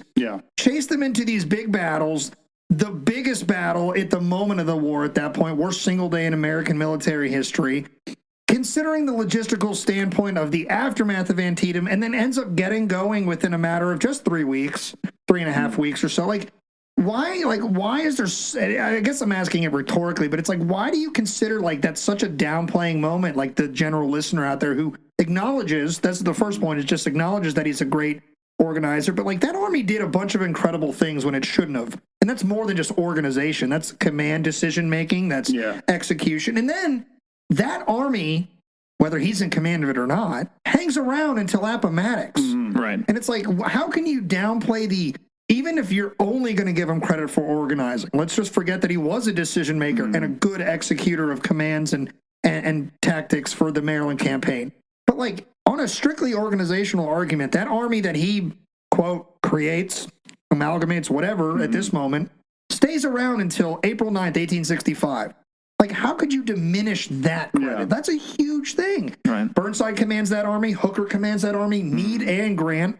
Meade commands it, but, Grant commands it. But it's you think about that, it's even when he's gone, that army is still the same army in a sense. But it's how do you diminish that? Sorry, because giving credit, Scott, is one of my big things. And I think you need to criticize McClellan where he deserves to be criticized. Sure. And the last chapter of I Dread the Thought of the Place, when I look at McClellan after Antietam, I'm very critical. You lean into him real hard. I'm very critical of him after the Battle of Antietam. I do not defend him there. I don't find a lot to defend there. But one of the things I try to make a point of at the end of it is that, okay, I kind of hit McClellan hard. Let's take a look at what he did. Right. So he reorganized the Army. He led the Army very competently across Maryland up to Frederick. He acted promptly. I do not agree with people who say he didn't act promptly on Special Orders number 191. Thank you. Promptly. He wins the Battle of South Mountain. He wins an operational victory at Antietam. He drives the Confederates out of the state. He achieves the strategic objectives of the Lincoln administration in order for them to issue the Emancipation Proclamation. Those are not small things. And then the other part of it is that when you look at this Army and some of the leaders in the Army, and particularly staff officers, Rufus Ingalls, Seth Williams, they stay with the Army to the end of the war. Mm-hmm. So McClellan did have an eye for certain leaders and staff officers who were really good. And that is a legacy of McClellan. Now, I would also make the argument that the person who really makes the Army of the Potomac what it becomes, that wins the Battle of Gettysburg and goes on and is so resilient that's Joe Hooker. I was going to say, you better say Hooker. That is Joe Hooker. Joe Hooker's reforms in that Army and his reorganization of the cavalry and his morale-boosting things have a profound effect upon the Army. McClellan had no modern ideas about cavalry. None. Makes a nice saddle before the war. And this is probably the most significant thing, and this is what I would say with McClellan and getting back into the campaign. McClellan's greatest failing as a general is his failure to develop a workable intelligence system that sought accurate intelligence. So what I see happens in McClellan's headquarters is what happens to a lot of headquarters and a lot of politicians. They get a bias. And the bias is, so in December 1944, the bias was the Germans are done, right? So we can thin our forces out in the Ardennes. We don't need to really worry about it. And then you start getting reports in like, man, we're hearing all sorts of things. Like there's this big buildup. Can't be a buildup. Can't be a buildup. We're finding other evidence. There's no build. Right, the Germans are done. They're done. Germans are done. So that's a bias. So I think the bias is in McClellan's headquarters, they outnumber us. So when the evidence comes in that they outnumber us, we embrace that. When the evidence comes in that they don't outnumber us, we discredit that. So that there's not an objective like, let's look at all of this. So this is one of the things I write in I Dread the Thought of the Place. The end of the Battle of Antietam. If you were George B. McClellan, this is not rocket science because this is the stuff that Joe Hooker starts doing routinely. You have POWs, both wounded and unwounded, from every division in Lee's army. So all you need to do is have a system in which you have officers who question the POWs. First question, what corps do you belong to? Well, I don't belong to. What division? Now you got the whole order of battle of the Army. You're going to know every division in the Army, right? Secondly, what brigade, what regiment. Now you're going to learn some of the brigades and some of the regiments. How strong is your unit? Well, you're going to get numbers all over the map, right? But you're going to maybe, it's possible with some of them, you're going to get a general idea. What, you getting regular supplies, clothing, food, stuff like that? No, man, we didn't get any of this the entire time we're in the state. These guys aren't trained how to be prisoners. They're going to tell you anything you want. They're going to tell you everything. That's why our guys now get POW training. Right. So just some simple questions would have given McClellan idea. He would have known the order of battle of Lee's army. He would have known a much better idea of the approximate strength of Lee's army. And that's gold, because that is what you're going to use to go, oh, he's not as strong as I think he is. I'm going to cross the Potomac River. I'm going to crowd his butt. And I'm going to prevent him from gathering forage and supplies in the Shenandoah Valley. Right. And I'm just going to make life tough for him so that maybe I force him to retreat all the way up the valley. Right. So, but when I look at the Battle of Antietam or the battle plan for the September 14th offensive, everything about McClellan, when he comes in contact with the enemy, his belief that he's outnumbered overshadows, it explains every decision he makes. Why does he send the 6th Corps over to the right flank of the Army to reinforce the right flank after it arrived on the battlefield at Antietam? Because he believed he was outnumbered, and he's got his senior officer over there, Edwin Sumner, who has come a part of the seams and is telling him, if you don't reinforce us, we're going to be driven all the way back into Antietam Creek. Because he is like flipped out about what's going on. Right. And the most important thing a general can do once a battle is joined is where he commits his reserves. Because in a civil war, even in modern warfare, even with mechanized vehicles, once you make that shift of a large force, you can't undo it. Now, it takes a lot to undo it. So the point I make is that if he had taken a hard line and said, Sumner, you got to hold on, baby, because I'm going to use these guys where they're most needed. An example, one of the other examples I make in the book is that McClellan goes to great lengths to demolish Burnside's reputation, demolish him, and he's successful. Because today, when people look at the Battle of Antietam and Burnside, they're like, oh, that guy was an incompetent fool. I mean, what was he doing? Blah, blah, blah, blah, blah. I'm like, okay, where did McClellan send his reinforcements? To the right flank. Edmund Sumner. What did Sumner do with them?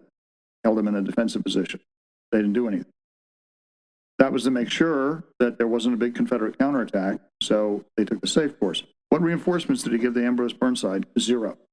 In fact, he tells Burnside there's nobody left to send at one point. Right. So Burnside doesn't get anybody. When the Second Corps breaks through at the Sunken Lane, they don't have any artillery because all our artillery has been taken by Sumner and his chief of artillery to the northern end of the battlefield. Sumner, by 10:30 in the morning, didn't even know where French and Richardson's divisions were on the battlefield. He sends a signal message. He's like, do you know where they are? Because I'm looking for them and I need them.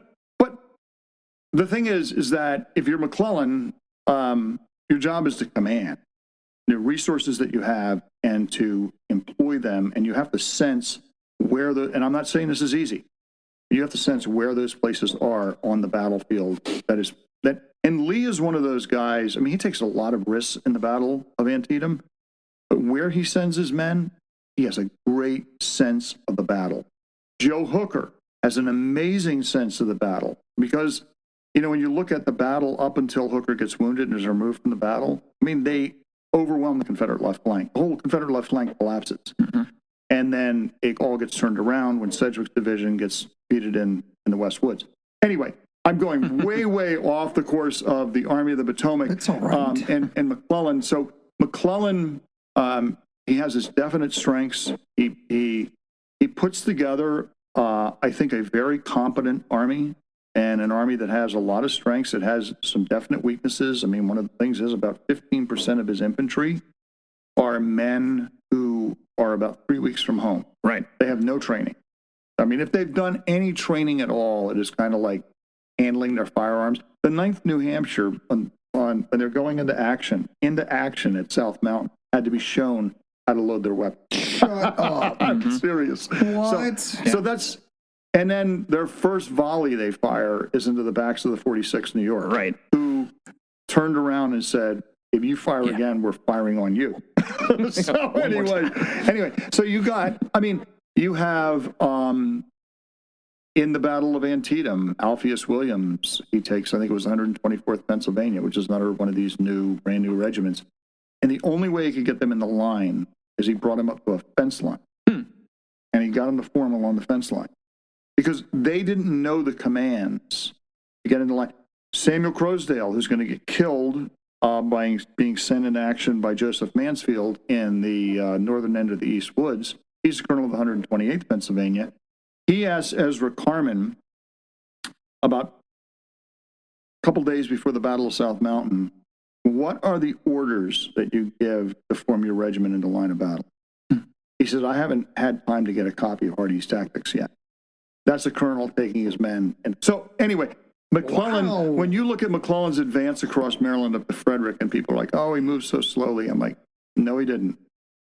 Number one, he's trying to gather intel about the enemy because he's got his general-in-chief is telling him the enemy has a huge army still in northern Maryland, and you're not positive that this army this force that's gone to Frederick is the main body of the Confederate army. And you need to sort out everything in your army, and you need to give your new guys a little bit of experience of just marching, right? Because otherwise they're going to straggle all over the place. But you also need to, like, Henry Hunt is riding around trying to figure out how many artillery batteries do we actually have in the army? Mm-hmm. Where are they? How much ammunition do we have? You're sorting out all your snarled logistics, your supply, getting supply from the depots in Washington out to the troops that need it in the field. You got to feed these guys. You got to water them every day. You have to take a huge amount of forage to feed the animals. And so I think McClellan is completely justified in the way he moves across Maryland. He gets Special Orders 191. He formulates formulates a battle plan based on those orders after he's kind of confirmed that he's pretty sure the Confederates followed the orders. That's the other thing that I always found kind of comical, is that people are like, he should have moved right at once. I'm like, really? He knew that order was genuine? You gotta verify that donkey? Jeez. He's already moving the army. He thinks they're doing one thing. Then he gets this order, and he's got to confirm it. Yeah, so anyway, and then he develops a plan. And I think McClellan's plan was, there's some parts of it that I'm critical of, but in general, it was a good plan. So the plan was, he thinks, kind of bizarrely, the Confederates are not going to defend Turner's Gap, Fox's Gap at South Mountain. That where the fight is going to be is at Boonesboro. So he puts most of his army on the National Road to march over Stockton Mountain, South Mountain, and confront Lee and Longstreet, who Special Orders number 191 says are going to be at Boonesboro.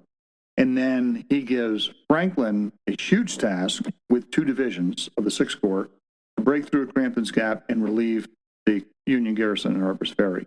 So where I'm critical of that is that a staff officer with any brain in his head can look at a map and go, because we know this based on Lafayette McLaws wrote during the Gettysburg battle, when he was moving his division into position on the right flank of the Union Army. He says, my division, 7,000 men and a battalion of artillery with its ambulances and ammo wagons, 2.5 miles.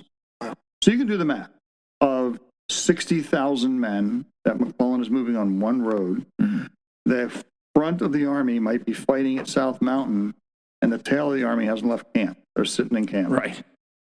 So maybe you should have shifted some of those troops, like maybe Sykes's division from the 5th Corps, to march to support Franklin at Burkittsville, at Crampton's Gap, because that would have given Franklin a little bit more confidence. I've got some more men if I run into something, and he's being tasked with a lot of things that he has to do. Now, when you say run into something at Burkittsville, are you talking normal or paranormal? Stop. I knew you were going to go there. Man, how could I pass up the opportunity to make a terrible Blair Witch joke? Well, is that why you're thinking that he does? Because he's ordered not to wait for Couch. Yeah. And the fourth Corps, excuse me, it's one division.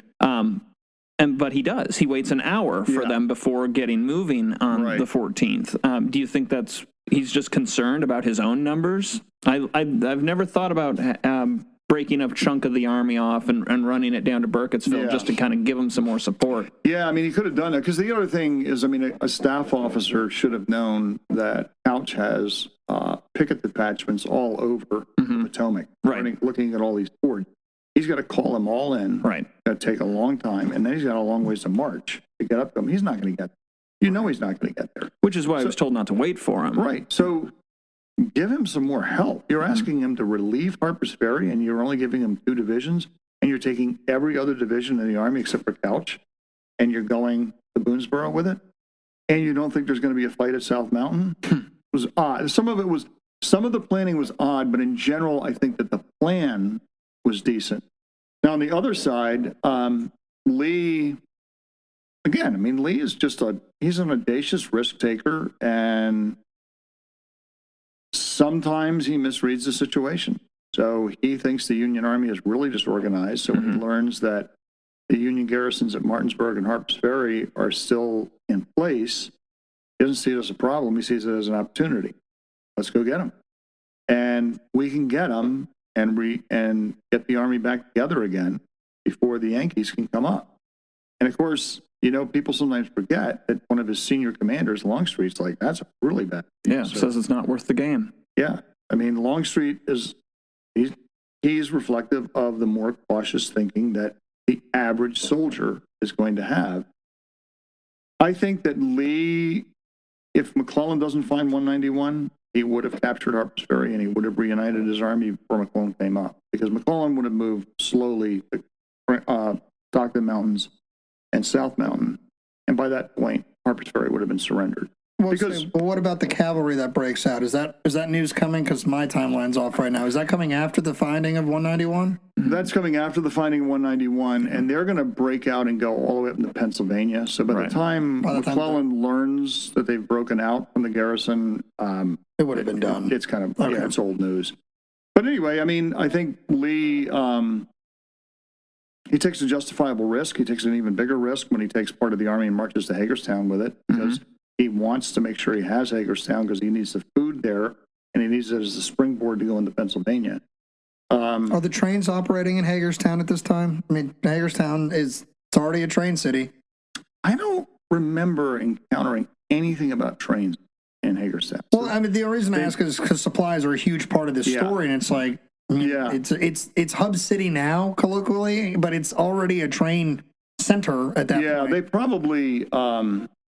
I know there's a lot in there from the different railroad presidents, and they probably rerouted everything to William Hagerstown once the Confederates got there. Sure. But anyway, I mean, so we didn't even give was it John Garrett a shout out for basically doing a whole bunch of intelligence gathering. Oh yeah, right, yeah. I'm talking about railroad presidents. Yeah. I might have got his first. Is it John Garrett? It is Garrett. He's out there. He's like, take this seriously, but he does it at a different time. But it's like, take that seriously. Yeah. So, but here's the so there's the oddity of McClellan doesn't think that the Confederates might defend South Mountain, but at the same time, Lee gets intelligence on September the 14th. It's two pieces of intelligence that are really important.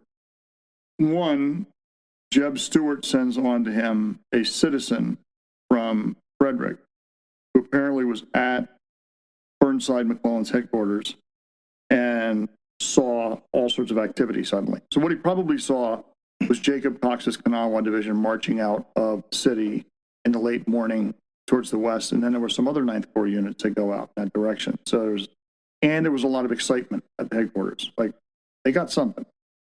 He doesn't know that it's 191. You're smoking cigars that look familiar to me. That's one of the. I do like that you bring this up, because between yourself and Tom Clemens, you both have challenged this very old story that he's there when McClellan's waving around 191 and stuff like that. And both of you say that's not the case. I mean, he could be there when McClellan has it. McClellan's not like, wait, look at what I got. You know what I'm saying? Exactly. They see there's excitement.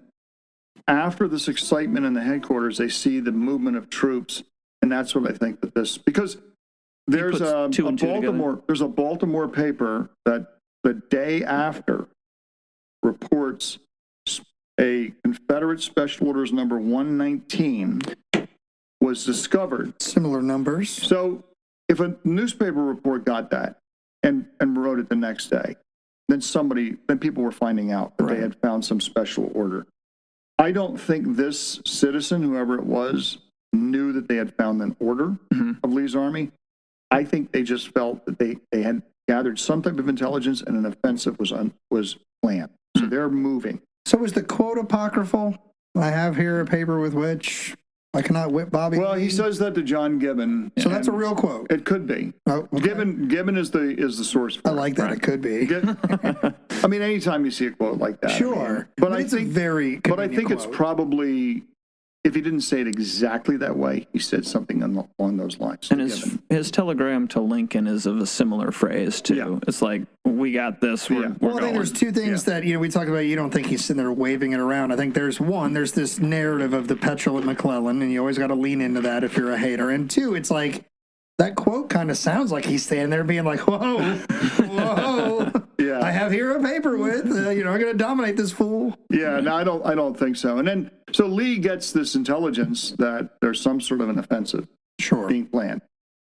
Now, how fast are they moving? When are they moving? That doesn't tell you that. Then he's going to get, probably late on September the 13th, he's going to get a report from D.H. Hill, who tells him that I've just learned from Colonel Colquitt that there's a whole bunch of campfires in the Middletown Valley, way more than the 2 brigades Jeb Stuart told us were following them. So there seems to be a big force there. But here's the odd thing. So Lee is armed with this intelligence. He doesn't give Longstreet orders, march at dawn or march before daylight. They don't even march until like mid-morning. And not until they receive a report from D.H. Hill like, we're in trouble down here. I mean, there's trouble in River City.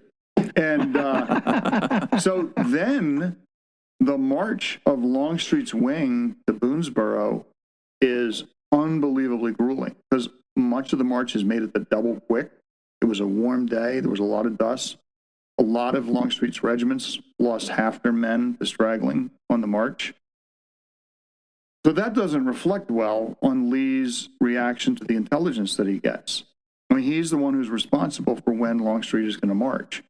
And so, I mean, both generals have these things that make you scratch your head. Like, why didn't he move earlier in the morning? Why did McClellan not think that there was going to be an engagement at South Mount? In fact, ultimately what they do, what brings on the battle, is that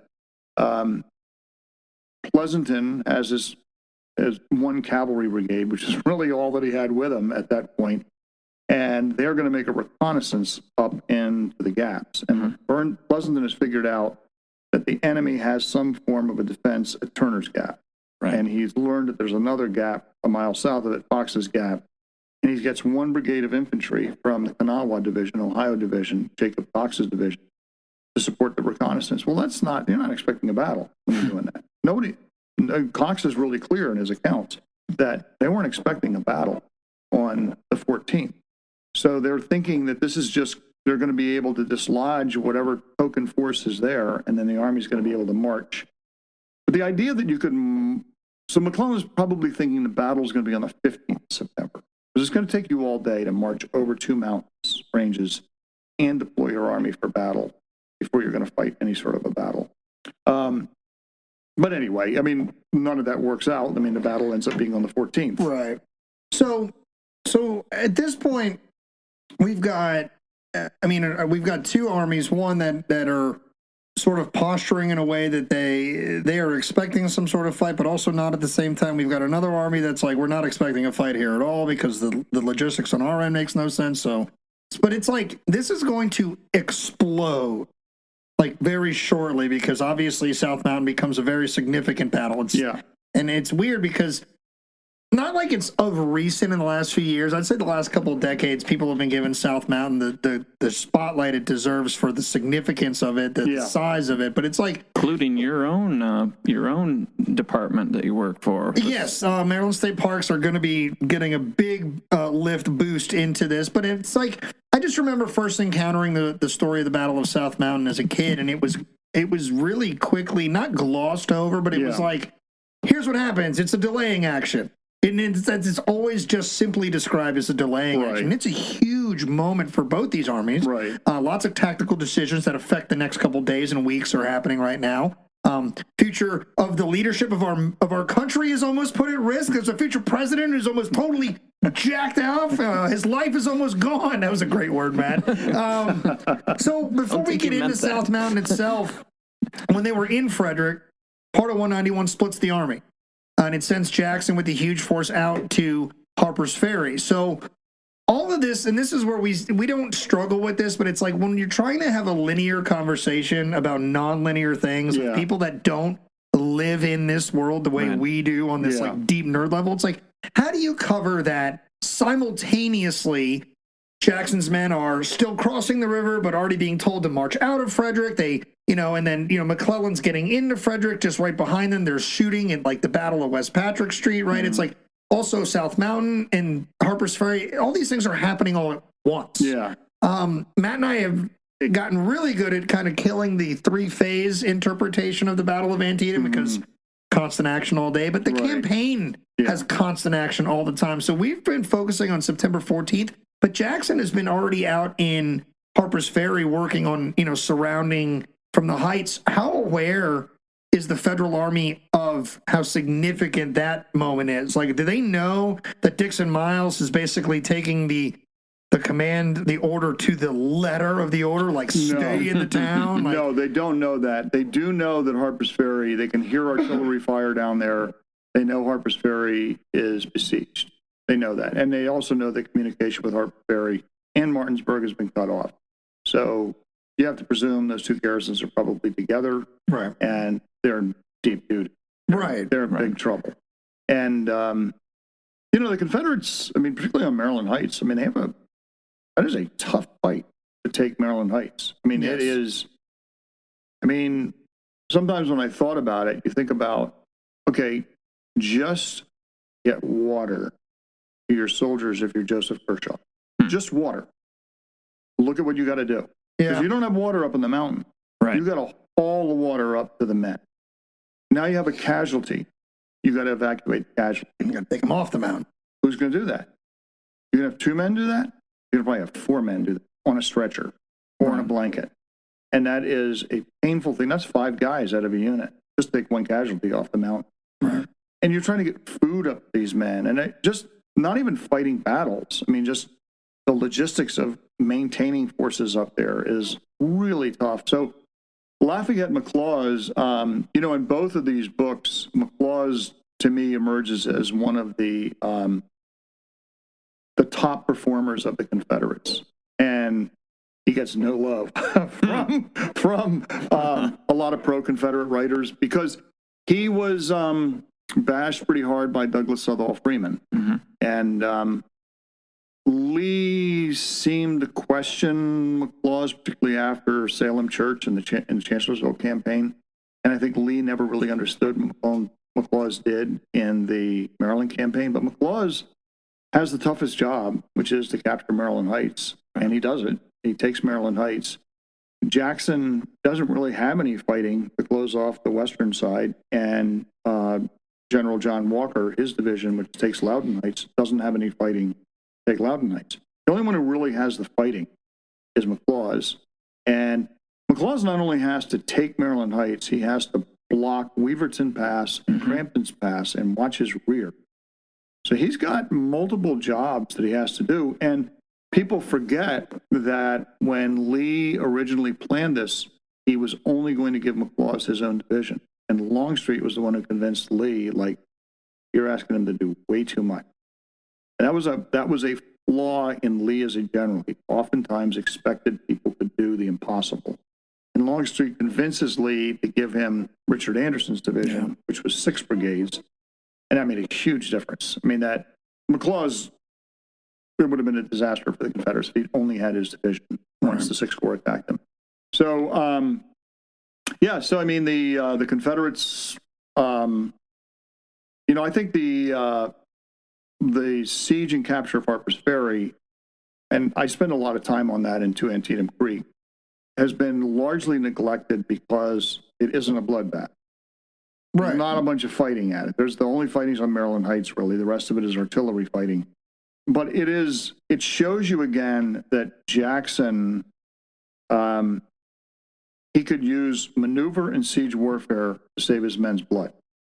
And he succeeds in that.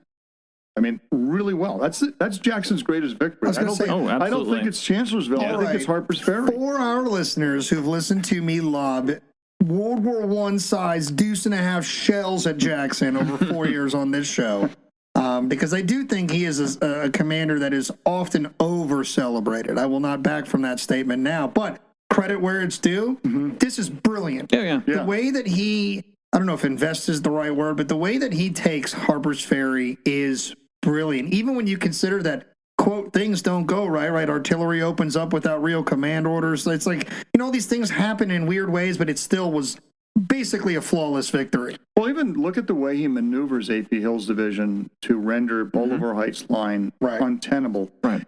A lesser commander would have gone, no, I'm going to just charge Bolivar Heights, and I'm going to use my superior numbers, and I'm going to lose a lot of men, but I'm going to take it.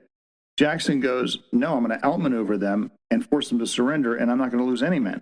Yeah. If I can. Absolutely. And that's what he does. I mean, it's really good. So, and it's another good example of asking those troops to do more than what you would expect of them, because it's a hugely terrible ground they're maneuvering over, and a very tight area to maneuver that division of troops. It's 1,500 guys at the time, so it's not astronomical numbers, but the fact that they do that in a night, put themselves on that flank, and basically null and void the whole Bolivar line. Well, I'll say this, and then we can move on from Jackson. But I'll also acknowledge that it's a what if, and how we feel about those. But I'm certain it helps your brilliance when your opposition commander is like, nobody leave the town. like let's not put troops on Loudon Heights. Like, I'm sure there's a lot of decisions like that aided the brilliance. Would it have changed things if Dix and Miles had made, let's just be very real, better command decisions? I don't know. And that's the danger of the speculative what if. But I'm sure it doesn't hurt when your commander is Dix and Miles on his sort of you're in trouble duty. Yeah, I mean, Miles certainly makes a lot of mistakes in his command at Harper's Ferry. I mean, but he...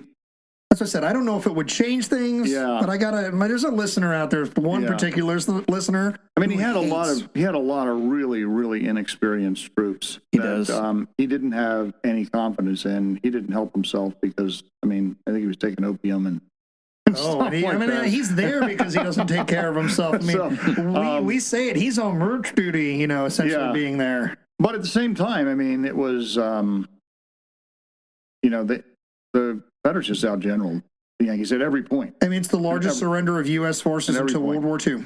Yeah, I mean, it's huge. And they might have done a little bit better if Julius White had been the commander, but they wouldn't have done much better because Julius White could have only done so much with the forces he had. Exactly. But another point that Matt, you made, like this initiative of the Confederates, that this is a big thing between the two armies at this point, is that Lee actively encourages initiative, and he forgives people if they make mistakes if they're showing initiative. So I want initiative. I want it. And he gives Jackson, he delegates a tremendous amount of authority to Jackson to execute this mission. He doesn't micromanage it at all. You read the correspondence between McClellan and his corps commanders, your initiative is squelched. Yep. Every single command that you get is be very cautious how you advance. The enemy might be very strong. Don't take any unnecessary risks, et cetera, et cetera. So what you're constantly being told, if you are William Franklin or any of the other commanders, is move carefully. Move very carefully. Don't take any unnecessary risks. Don't seize the initiative. And the one guy who really is kind of outside of that is Joe Hooker. Mm-hmm. But at the Battle of South Mountain, one of the people that I think performed extremely well was Jacob Cox. Agreed. And Cox, the first thing that Cox does right, one of his brigades is going to accompany Pleasanton's cavalry in this reconnaissance. So he doesn't sit at his headquarters and go, well, I got some time, Bill, sit back and write some letters home. He gets on his horse and he rides out with the brigade. He wants to see how they're going to be used. And that enables him to run into Colonel Augustus Moore, who had been captured a couple of days before in Frederick. And Moore asks him, what are you guys doing? And he says, we're just doing a reconnaissance up into the gap. And Moore goes, God, careful. By God, be careful. And then he goes, but I'm paroled. I can't say anymore. And Cox is like, okay. That makes me nervous. and then Cox goes, okay. So he rides back along the column. He tells every regimental commander in Scammon's brigade, be prepared for anything. It might be a skirmish. It might be a battle, but there's Rebs up there. Rides back. He gets Crook's brigade. He orders Crook's brigade out of camp. This guy takes decisive action immediately. He then tells his corps commander, Jesse Reno, and the wing commander, Ambrose Burnside, this is what I'm doing. He hears back from them. We'll support you with the whole corps. Then he tells Pleasanton, if there's an engagement, I'm in command of my men, not you, which is really smart. Yeah, really important. You don't want Pleasanton in command of your infantry. So, and I don't want him in charge of my cavalry either. But once they get engaged, absolutely.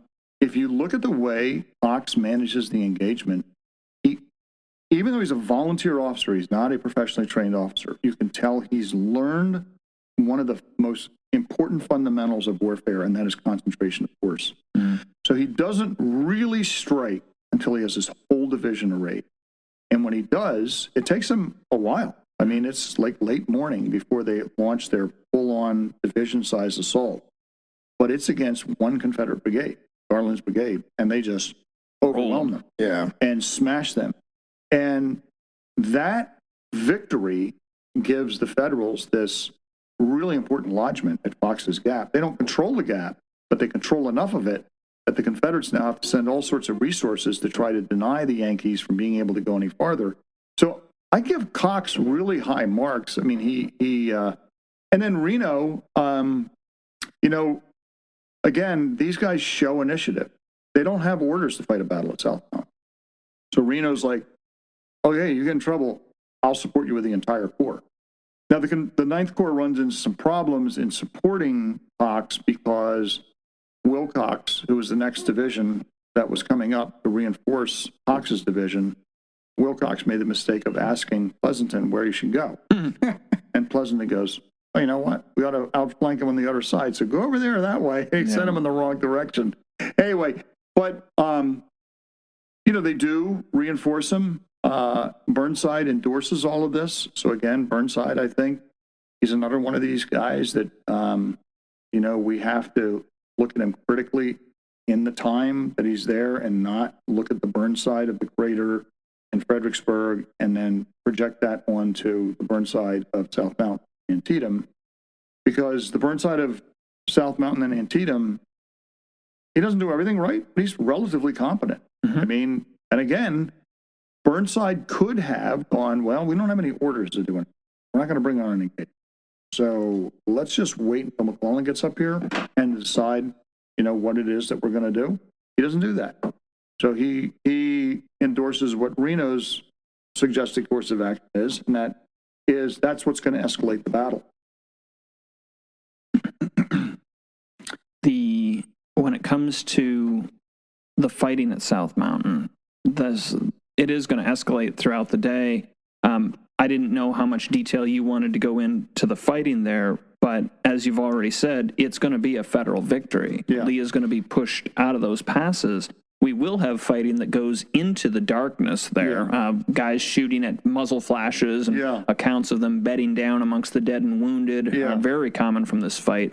Terrible terrain going on to fight across, but Lee's in a lot of trouble after the 14th, to the point where, and I think to Antietam Creek goes over this very well, he's looking to withdraw entirely from Maryland. He's considering that this is it. He's got a distance between Longstreet's wing of the Army and Jackson that's something like 25 miles, and the Federals are right on top of him. So he's ready to withdraw back to Virginia. Right. Would you mind touching on that a little bit and his decision to eventually make the stand west of Antietam Creek? Yeah.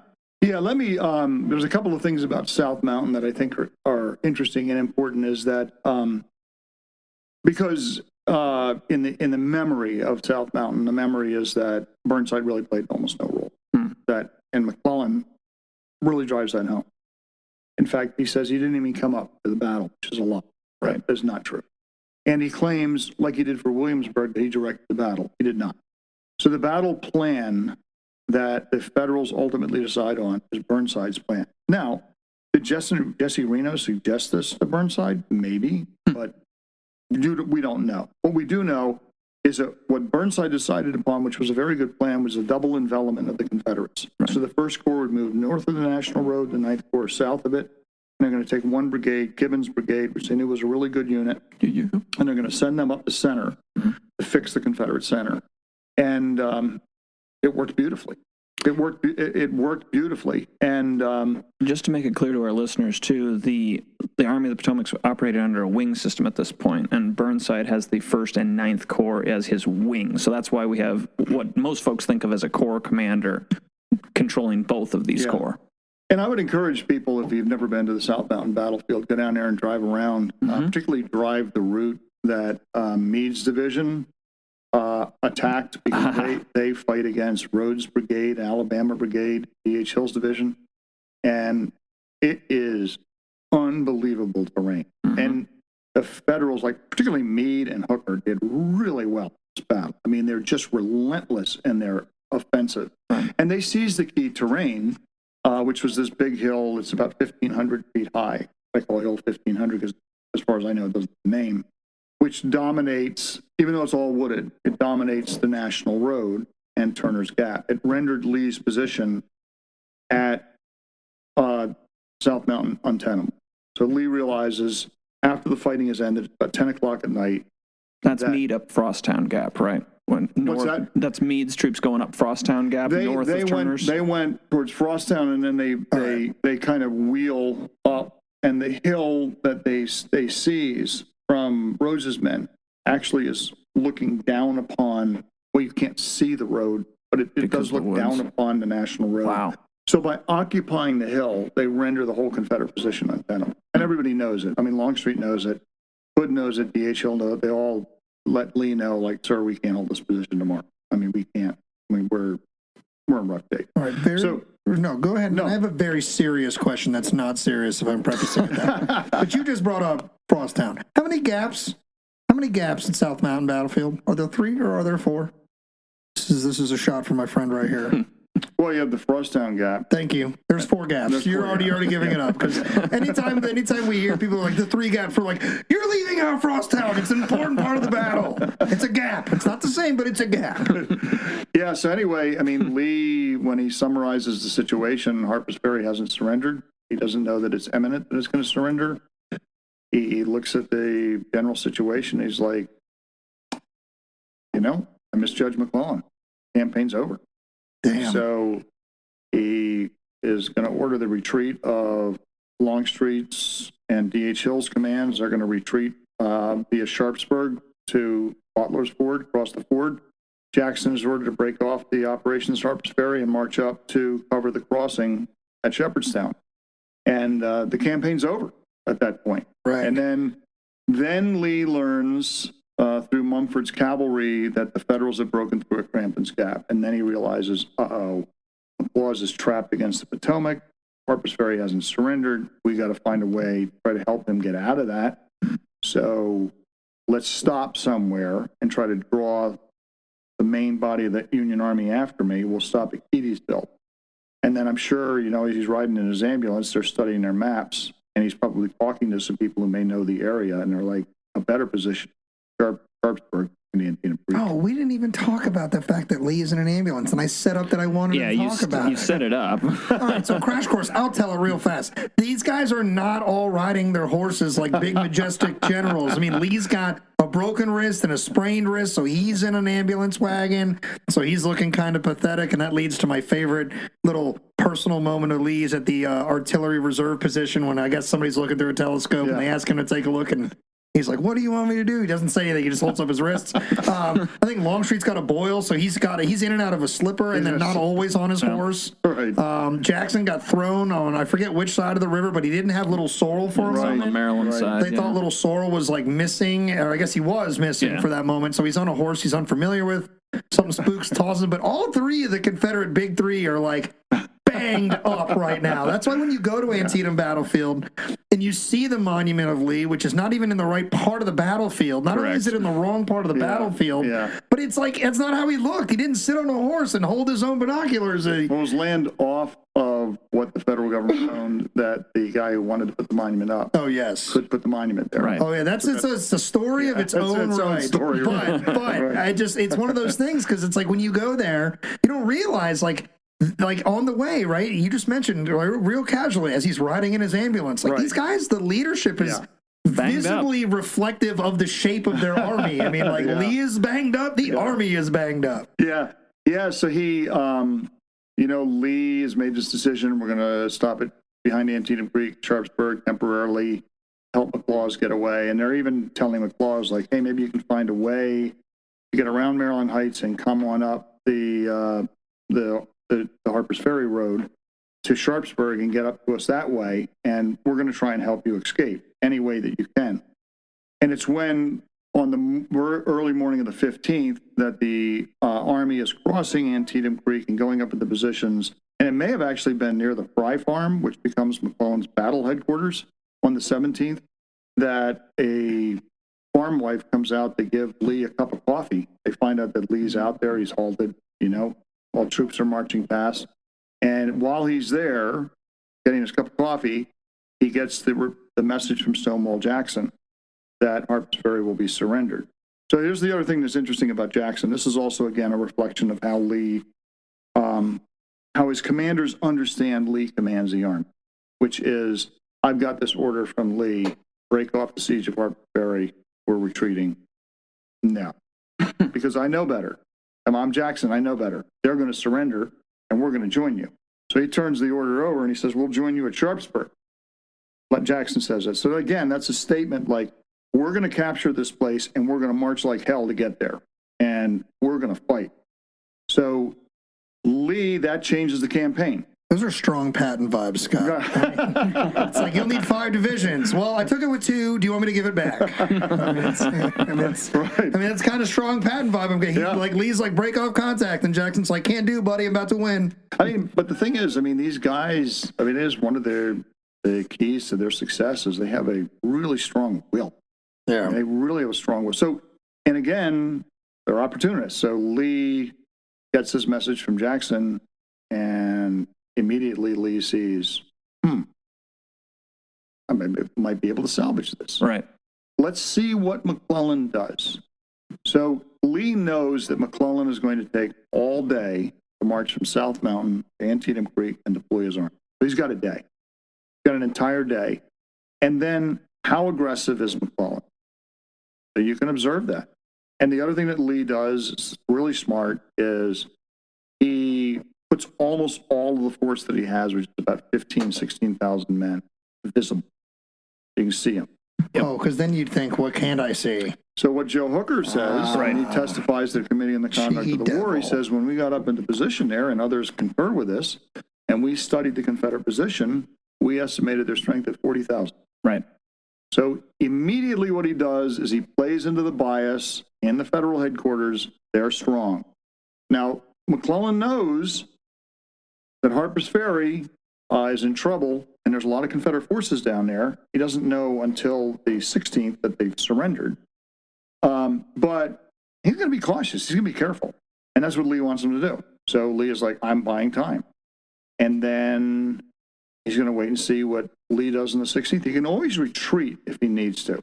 He can fight a defensive action on the 16th if McClellan becomes really aggressive, and then fall back across the river on the night of the 16th, and the campaign's over.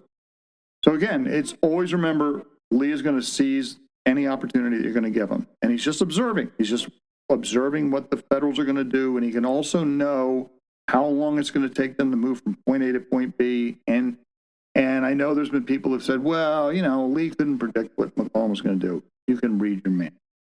And good commanders in history read their man. Does that mean that the man that you're reading sometimes does something unexpected, like at South Mountain? Right. Yes, they do. But you know your man. And what you know about this guy is he's deliberate.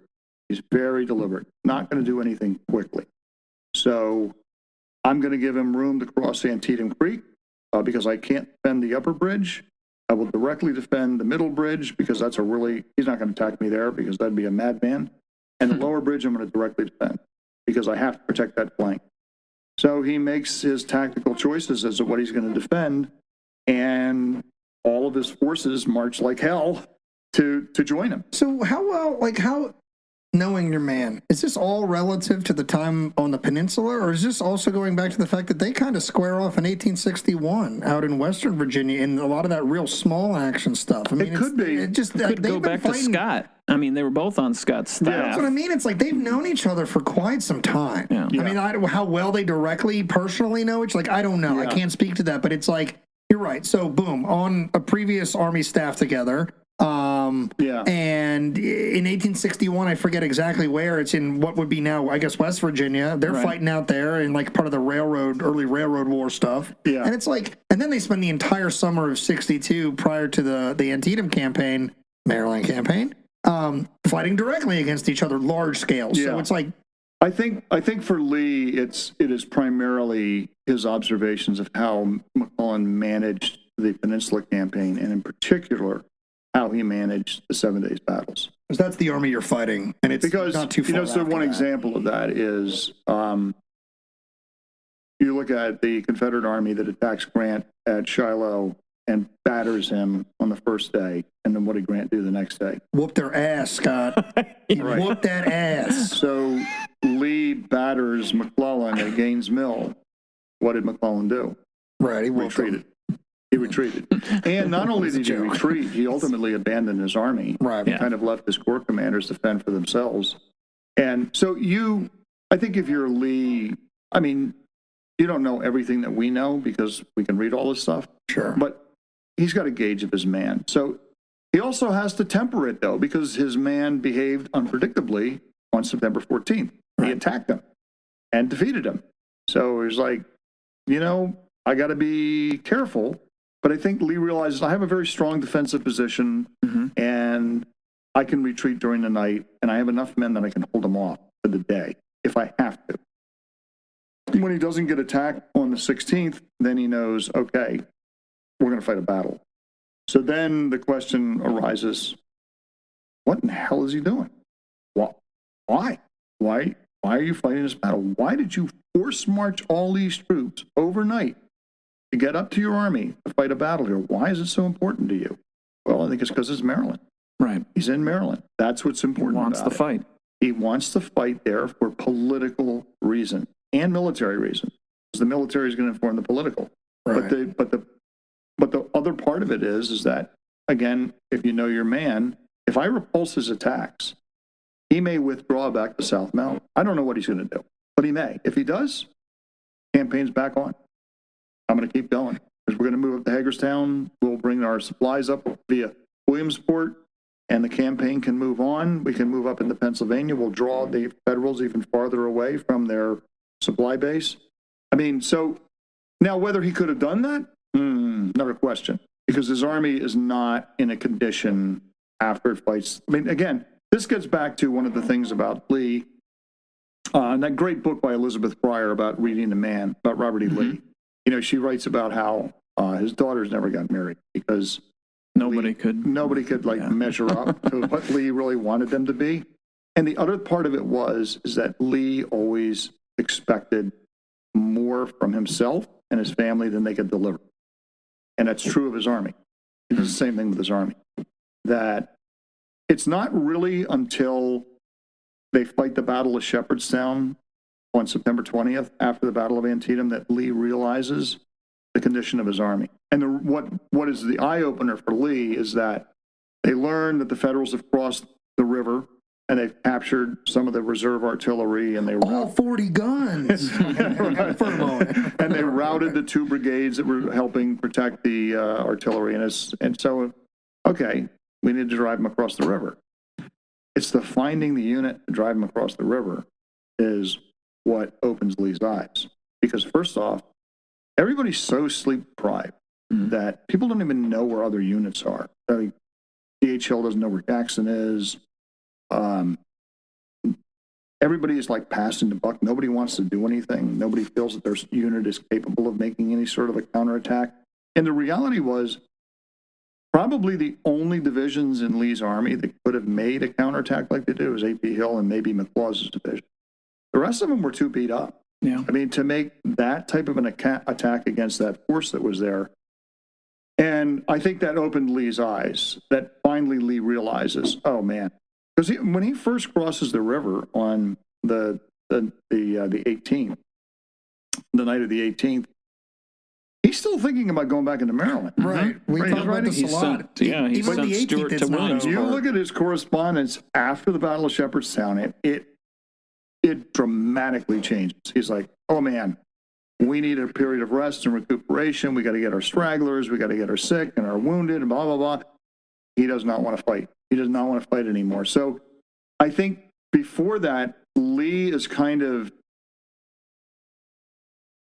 delusional about what his army can accomplish. So that's why I say, if he had repulsed McClellan's attacks and McClellan had withdrawn, I don't know that Lee would have been capable of accomplishing a lot with the army that he had at that. But it's just interesting, though, to see that delusion of grandeur thing will be something he comes in and out of. Like, he'll have these moments of sobriety where, who's going to do this fight and there's nobody there. And it's like, and then it's like, you go 9 months after that and he's like, all 15,000 men are going to live on the other side of that field, damn it. It's like, and he doesn't say that, but it's like that mentality of like, my men can do this. Yeah. They can do it. It's like, it's there. Yeah. What an emotional couple of days for Lee. I mean, he goes from like, all right, we're here in Frederick. Let's go. Oh, wait, we got to go deal with Harper's Ferry. Cool. Oh, no, we're caught. Oh, man, it's over. But is it? And now he's like, all right, we got driven off this field, but we're coming back. Who's going to fight? Nobody?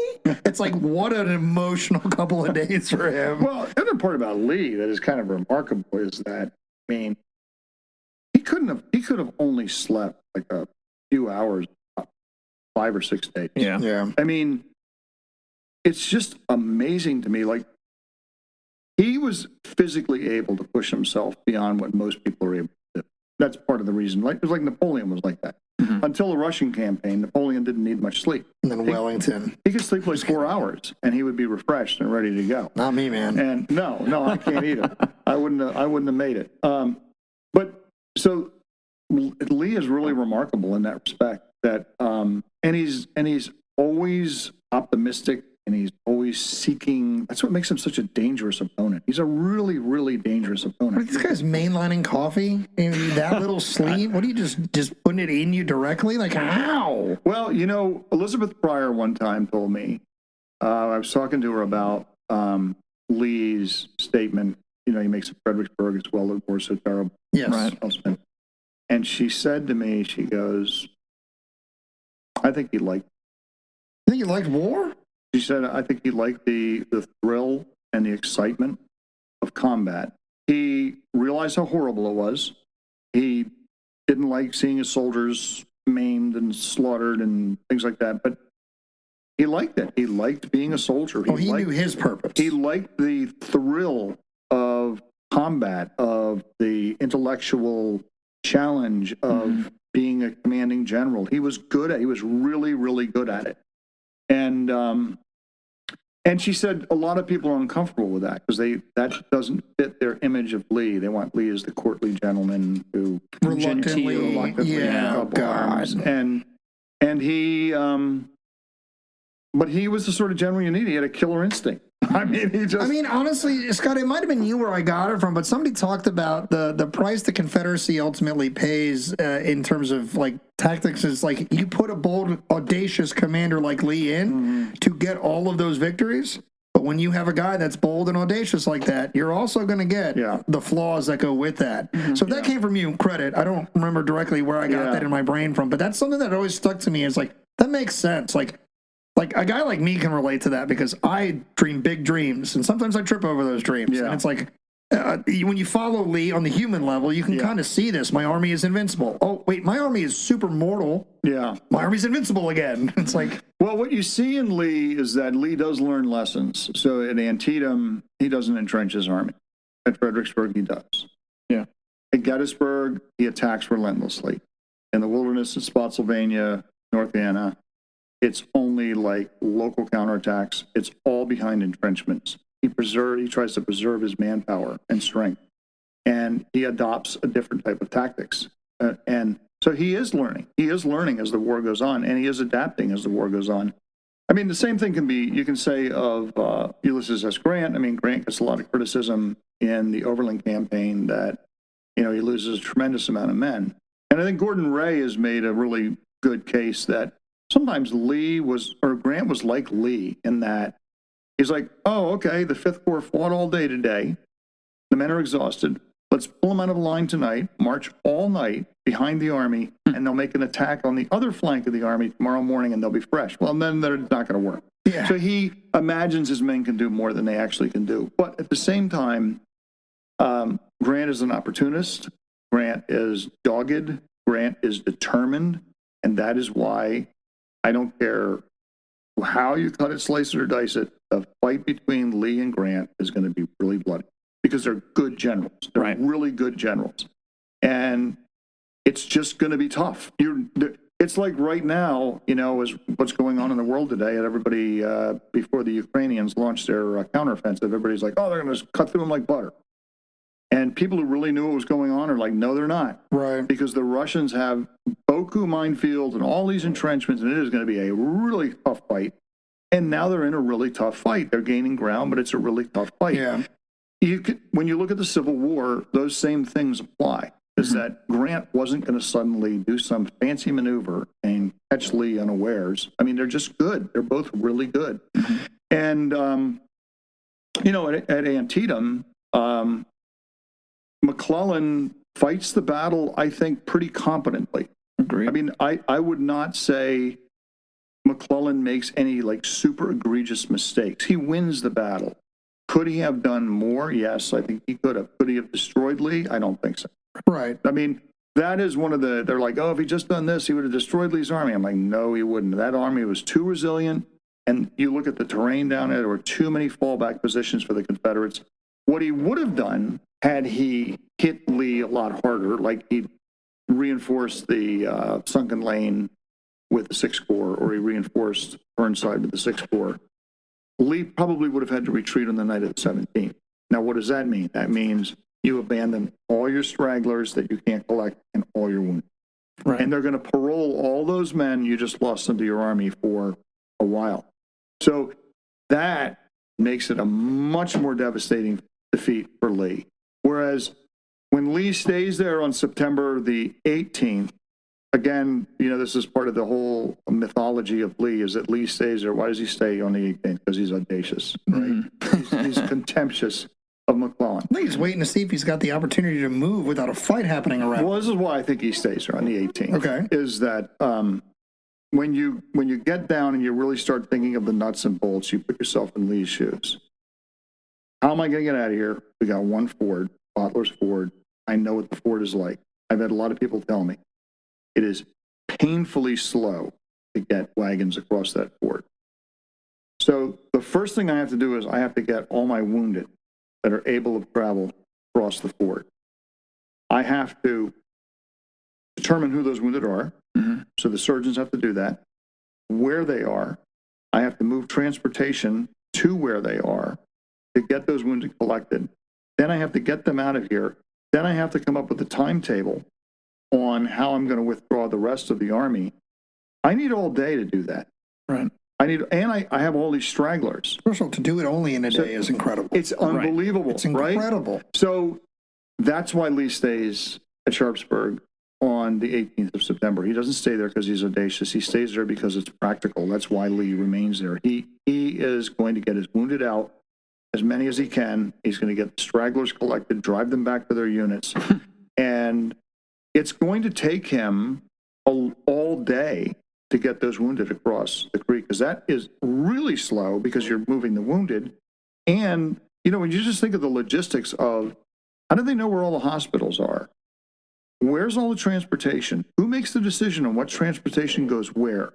How many wounded are each hospital? You need the answers to all those sorts of things before you can start to make these moves. I don't know how they did it in a day. Yeah. No, it's pretty amazing. That's why I think sometimes we our community has gotten a little too like flowery and majestic with certain interpretations. It's like, say something simple and listen to how powerful that statement is. Right. He did all that in 24 hours, basically. Right. Yeah. What the, that's a lot, man. That's a lot. And that's why I kind of was starting with McClellan with, they give him all this crap for how slow he moves. But I'm like, consider how all of the things that happen by the time the Federal Army even just catches up. Yeah. Like, there's so much that's like, it was weeks. You're talking weeks of preparing and weeks of this and that, and it's like they do it in like 7 days. Yeah. And it's like this entire war, almost all wars we study have these moments of just absolute impossibility that happen.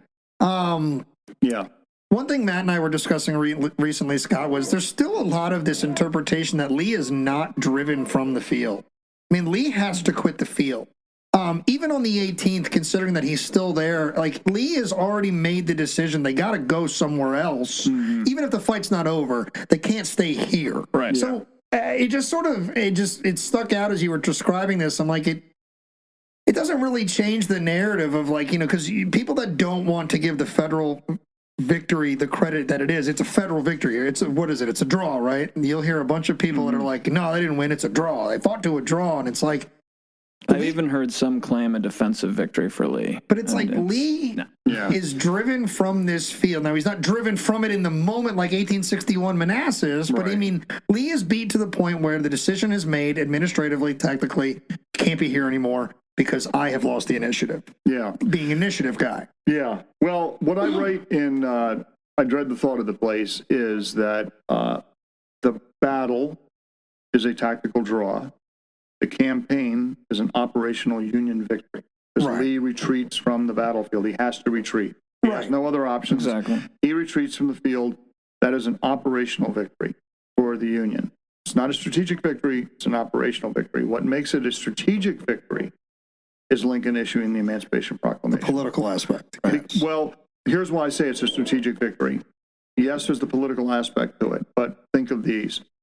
Number one, you pretty much have made sure now that England and France and Russia are not going to recognize the Confederacy, because now you have put the Union on the moral high ground. We are fighting this war to preserve the Union and to end slavery in this country. Right. So now you're like, we're not going to support those guys if we're England or France or Russia. Secondly, you have placed yourself in the moral high ground. Mm-hmm. Frederick Douglass makes a great statement about this, is that until Lincoln issues this, he's like, people could legitimately question, what are we fighting this war for? Just to save the Union? I mean, we're not saying that we're fighting this war because we know why this war came on. It was because of the issue of slavery. Right. We're not addressing that question. But now the Union is on the moral high ground. I mean, they can take the high ground and say, yeah, but we're fighting for these higher principles than just the Union. And then thirdly, this is why I say it's strategic. If you are the Confederacy, now they're coming for your labor force. And I have to protect my labor force. So you're going to have to keep manpower back to protect your labor force. And protect. Quotes. I'm putting air quotes for our non-visual. And anywhere the Union Army goes, it's an army of liberation. Yep. Right. And the enslaved people are going to flock to them, and you're going to lose your labor force. So that's why Lincoln makes Antietam a strategic victory. Because if you look at it just from the operational standpoint, at the end of the campaign, the armies are kind of in equilibrium. I mean, the Union Army is around Sharpsburg, and the Confederate Army is in the lower end of the valley, and nobody has an advantage. There hasn't been any sort of strategic advantage gained by McClellan driving Lee out of Maryland, other than maybe it saved a few seats for the Republicans, but they got pummeled in the election, right? So the election didn't go too well for them anyway. So it does lift the morale of the North. It lifts the morale of the armies. Those are definite advantages. But I definitely believe that if you want to look at the strategic consequences, it's Lincoln and the Emancipation Proclamation, which makes Antietam a strategic victory. So, and that's why it ultimately ends up being such a big strategic defeat for the Confederacy. Right.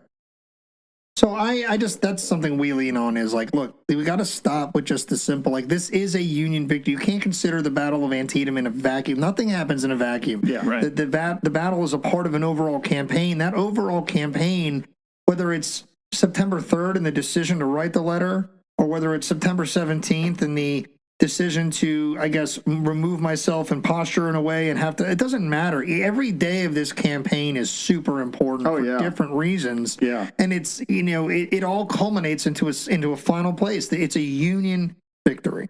And I think that's important to say. And another point that I really try to drive home in this book is that the one point that's been made a million times, that the Confederate Army fought really well. I'm like, yeah, they did.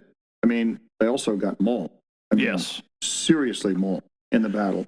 They had a huge number of brigades that lost all organization in the battle. I mean, they just were scattered to the four winds. But yes, they fought really, really well.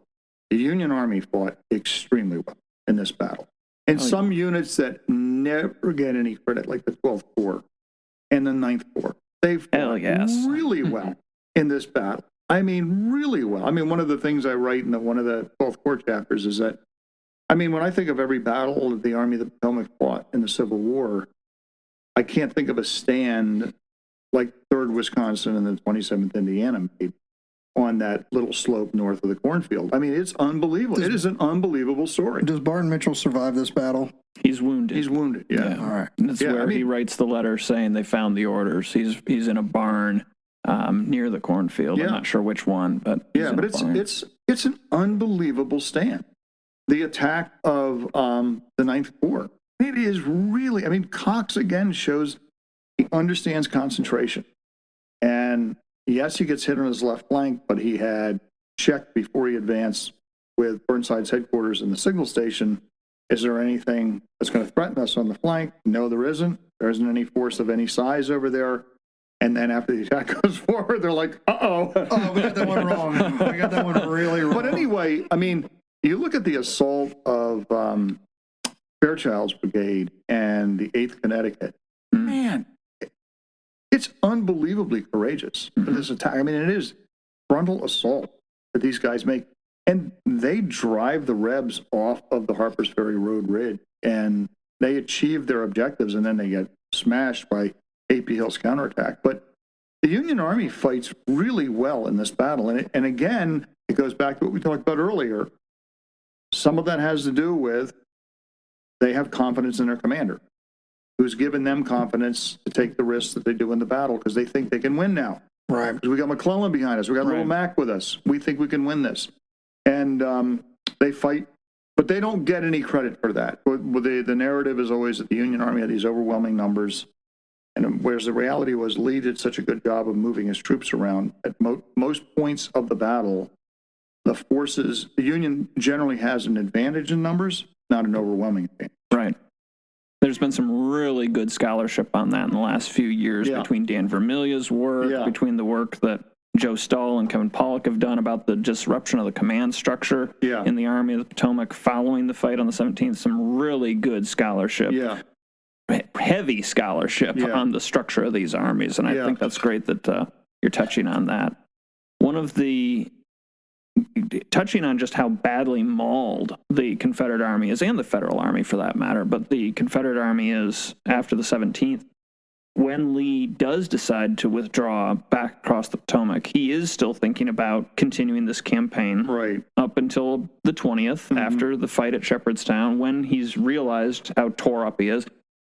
He would have, and this might be an apocryphal story, so please do correct me if I'm wrong, but as I understand it, both Longstreet and Jackson go to Lee and say, we can't go to Williamsport. The Army's not going to do it. It's running off the rails, lack of a better term, and we've got to fall back. And between that and seeing when he was trying to find a rear guard, that's what kind of convinces him to fall back to Winchester. Yeah, I never found any evidence that Jackson or Longstreet, and not that they didn't, but that they advised Lee against trying to re-enter Maryland. I never found any evidence of that. What I did find is that Lee was really confronted with how difficult it was to get anybody moving on the 20th to counterattack. That was really, really tough. And there's a lot of mythology about that whole counterattack. It mainly emanates from D.H. Hill and Ratchford, his staff officer, who were both trying to diminish Lee in what they wrote and elevate D.H. Hill, because neither of those guys liked Lee. Right. And some of the stuff that one of the greatest statements ever written about D.H. Hill was written by Fitzjohn Porter after the war. He says, D.H. Hill's an inveterate liar. But anyway, I mean, Hill oftentimes embellished things and blew things out of proportion. But that's what I see is that, but it's also possible that Longstreet and Jackson did advise Lee, although it would be unusual for Jackson to do that, because Jackson was usually like, yes, sir, we'll do whatever we can, Longstreet would be more likely to say, sir, these guys are in no shape. Yeah. Well, that goes back to the understanding that Longstreet saw himself as Lee's equal, and Jackson saw himself as his right-hand man. Yeah. Yeah. So, but yeah, I mean, they were really hurt badly in the battle. But there's a whole chapter in the book about how Lee rebuilt the Army. I mean, he was really smart again, about the way he rebuilt the Army, because he had people advising him, we need to withdraw all the way back to Strasburg for the rail communications, giving up the whole Shenandoah Valley. Right. And you can imagine if you were in Lee's shoes, your army is a shambles. And it's going to take weeks to rebuild it. And the Army of the Potomac, is way stronger. And what he does, it's genius. but it's also incredibly risky. He goes, not retreating, not falling back. I've got over 20,000 stragglers in the lower end of the valley. I'm going to get them. So what I'm going to do is I'm going to make myself, again, look like I'm strong. I'm going to push my cavalry pickets right up the Potomac. I'm going to keep my army near the Alpine Creek. I'm going to make McClellan think I'm strong. And I'm going to gather all my supplies from the Shenandoah Valley. And while I'm here, I'll get all my sick and my, the recovered wounded from Manassas and the Peninsula Campaign, come back to the Army, and I'll rebuild my army here. So what he does is, you can just look at his strength returns. It's amazing. You look at those strength returns every 3 weeks, and the army just grows. From September, when it's like 37,000 strong, to the beginning of November, it's almost 70,000. Wow. And now he's got the army. It's completely reorganized. The artillery's reorganized. It's now an Army Corps that's going to win Fredericksburg, Chancellorsville, threaten the Union at Gettysburg, and carry the war on all the way to 65. So one of the things where I'm very critical of McClellan is that McClellan just let him do it. Did nothing. He did absolutely nothing to stop Lee rebuilding the army. Question to you in this moment. Does he have the ability to do something, or does he have his own arm? I like it. You're like, no, I'm not even going to wait for your question to be answered. Yes. No, he does. Damn, Scott. Yeah. Because one of the things we talk about is I do this a lot when I intentionally poke fun at a historical character in an armchair sense. It's like I make fun of George Washington a lot for how he handles the 1754 year and Half King and Jumonville and all that. But it's like, that dude's like 23 years old at that time. It's like, what are you really going to do if you were in his shoes? And I always kind of try to do this with McClellan. It's like, I try to consider the disposition of the army, what he needs to do just to take care of his own force. And I guess I often maybe am overlooking what he's capable of doing without that thought. So he has a fighting force. Yeah.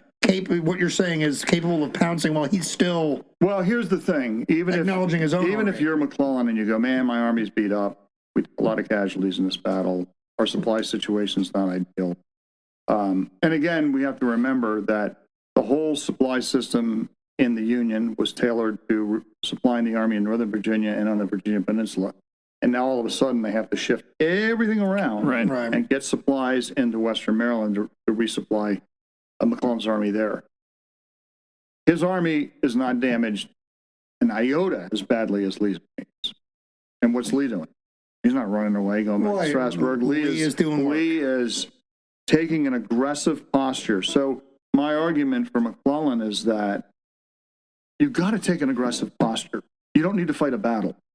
What you need to do is cross the creek. And Lincoln gives him some great advice, or is a great statement, that when Jeb Stuart rides his cavalry around the army on October 9th and 10th, I think it was, Lincoln's like, if our cavalry was taking it to them, they wouldn't have done this. But we're in a completely defensive posture. So if you look at all the federal cavalry, they spread them all over the place because they were watching all the fords on the river because they thought the Rebs were going to cross the river. Well, what you need to do as a commander, have the mindset, you're like, we're not defending, we're taking it to them. Right. We're going to cross the river. I know there's a risk in crossing the river. And this is the other part that I criticize McClellan on, is that you're going to start to get your supplies a lot faster if you have a plan. If you don't have a plan, nobody's in a hurry. You have a plan, you're like, I'm crossing the river, we're taking it to them, we're going to press them, there might be a battle, there might not be a battle. Lincoln, Halleck, I need supplies for my army. This is my plan. You've created an urgency. A really interesting point. There's no urgency created. And there's only look at my army. We need these supplies. We don't have horseshoes. We don't have this. We don't have that. McLaurin's here for no reason talking shit. So anyway, I mean, that's where I look at McClellan and I'm critical. I'm like, okay, you don't want to fight a battle. Don't fight a battle, but crowd him. Make it hard for him to gather supplies. That makes perfect sense. Get some of his, guys who were hiding out in farms and places like that as stragglers. Parole them. I mean, hurt them in any way you can. It's interesting. The analogy I'm putting together in my brain listening to this is I often talk about there are times where the armies break off from each other, but it's like this isn't a boxing match, so you can't just ring the bell and go to your corner and suck wind for a few minutes. So you kind of have to continuously posture. That's a lot of what the first winter of the war along the Potomac is that phony war. Is a lot of, like the Cold War, a lot of posturing that gets hot. But, but this is a moment where McClellan just rings the bell and goes and sits in his corner, it sounds like. And Lee's listening to Mickey. Like, Mickey's like, "You're a bum, Lee. Like, you got to get out there." But, like, McClellan's just sitting over there doing nothing. And it's funny because it's like I always try to focus on the fact that he is got some supply issue. He does have some sort of a worn-out force in his army. But you're right. It's not damaged in the same sense. And I guess there is – what I've been trying to do is just – eliminate so much of the McClellan hate because the noise distracts from the reality. Now there is reality, but it's like there's so much noise around all these figures: Jackson, McClellan, Lee, and it's like I just want to separate the noise. But it sounds like this is a moment where maybe I'm separating too much noise. Like there should be some criticism. What you have to do, I think, what you have to do in being, completely honest and critical is that. You never go out to completely bash a person or to vindicate a person unless they actually deserve it. So in most cases, they don't deserve to be bashed or totally vindicated, but they need to be explained. So in McClellan's case, you look at, what was reasonable to expect from a general if you were Abraham Lincoln or Henry Halleck, who had just sent you all of these messages that the enemy had been completely defeated and driven from the state. No concerns now for Maryland or Pennsylvania. They are completely defeated. This has been a huge triumph. You're not crossing the river. You're taking defensive positions everywhere. Everywhere he goes, he's taking defensive position. Harper's Ferry, everywhere is a defensive position. No offensive positions at all. So now you start to question, was this really that big a victory? Or are you just kind of blowing smoke now? Because this is where McClellan gets himself into trouble. And this is one of the points that I try and make in the last chapter is that I don't see that Lincoln was trying to get rid of McClellan. What Lincoln was trying to do is that he'd spent a lot of political capital to put McClellan in command.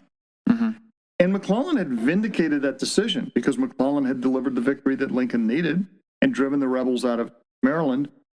And it was a lot easier if you could get McClellan to do what you wanted him to do than it would be to replace him. So if you look at Lincoln, he's sarcastic sometimes, but he's incredibly patient with McClellan. And he tries repeatedly to show McClellan, I know you think you need all this time to resupply your army, refit your army, train your soldiers. You are fighting a political war. You don't have that luxury of time. Have to move. You have to move. I'm trying to make you understand that you have to move. And ultimately, Lincoln is forced to come up with a measure if I finally get him to move, and this is another thing that I talk about in the book that people often forget. Lincoln visits the army at the very beginning of October, and McClellan writes his wife afterwards. He goes, we showed him. We showed him the condition of the army. He's better informed now. The next day, he gets a direct order from the president. You will take your army and cross the Potomac and bring the enemy to battle. Right? What does he do after that? Does he develop a plan? No. He goes back to Philadelphia and he retrieves his wife, Mary Ellen, and he brings her out to the army. And then Jeb Stuart rides all the way around the army at the same time he does this. And it's a big deal. Yeah. And that, if you're Lincoln, you look at that and you go, this guy's never going to. He doesn't have a plan. There's no plan that he's shared with us. He can't come back to Washington to meet with Halleck and I and to go over his plans. This jackass can go to Philly? But he can go to Philly and collect his... To me, it's beyond the pale. It's unbelievable. He allows Fitzjohn Porter to bring his wife out. He allows William Franklin to bring his wife out. A general who's doing that, he's not going to move. He has no intentions of moving. So there's no plan to move. And it takes a lot of prodding and pushing. So Lincoln, I think, feels like, okay, I know I have to pay attention to politics. I don't want to relieve this guy before the midterm elections, but I have to have some measure. So if the Rebs get in front of him, he's going towards Richmond. He's on the shortest line. They have the longer arc to go. If they get in front of him, he's gone. And that's ultimately what happens. Right.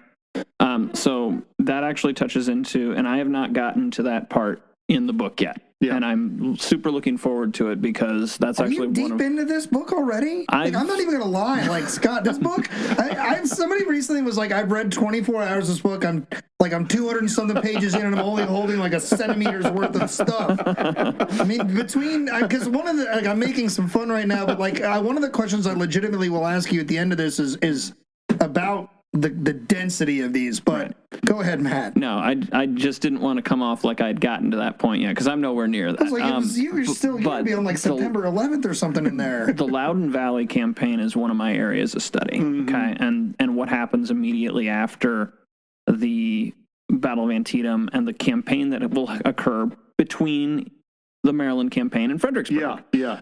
It's a fascinating campaign. And I really do think the Army of the Potomac is operating, once it gets moving, is operating very well. In fact, putting itself in a place, that trap that you laid out, if you will, for McClellan is exactly what McClellan is trying to do, though. He's trying to force the Army of Northern Virginia to divide itself, and they are potentially ready, obviously we don't know, to drop onto half of Lee's army when McClellan is removed from command. So from what I've researched, it really does seem like the Army of the Potomac is in a very strong position when McClellan is removed from command, to the point where Burnside will basically pick up where McClellan left off. Except change the plan, because I directly asked this question. Why not, if Longstreet, and we don't have to do this now if you don't want to, Scott, but Longstreet jumps out in front, and that's what McClellan wants. That's also kind of what Lincoln wants if he has to make a political move. But when that all goes down, you're fired, whatever. Burnside takes over. Is the disposition the same? Is Longstreet still sitting out in front of the army with, is he able to pinch that force? Because that's what I asked, is why not just roll with McClellan's plan if it is working? Because Burnside basically shakes the 8 ball and comes up with a new plan and shifts over. What is he is trying to get between Lee and Richmond, which is what Lincoln wants. So at that point, that's what I'm clarifying for myself mainly, and also for our listeners, if I have confused you, is McClellan's focus is actually on the army for a moment.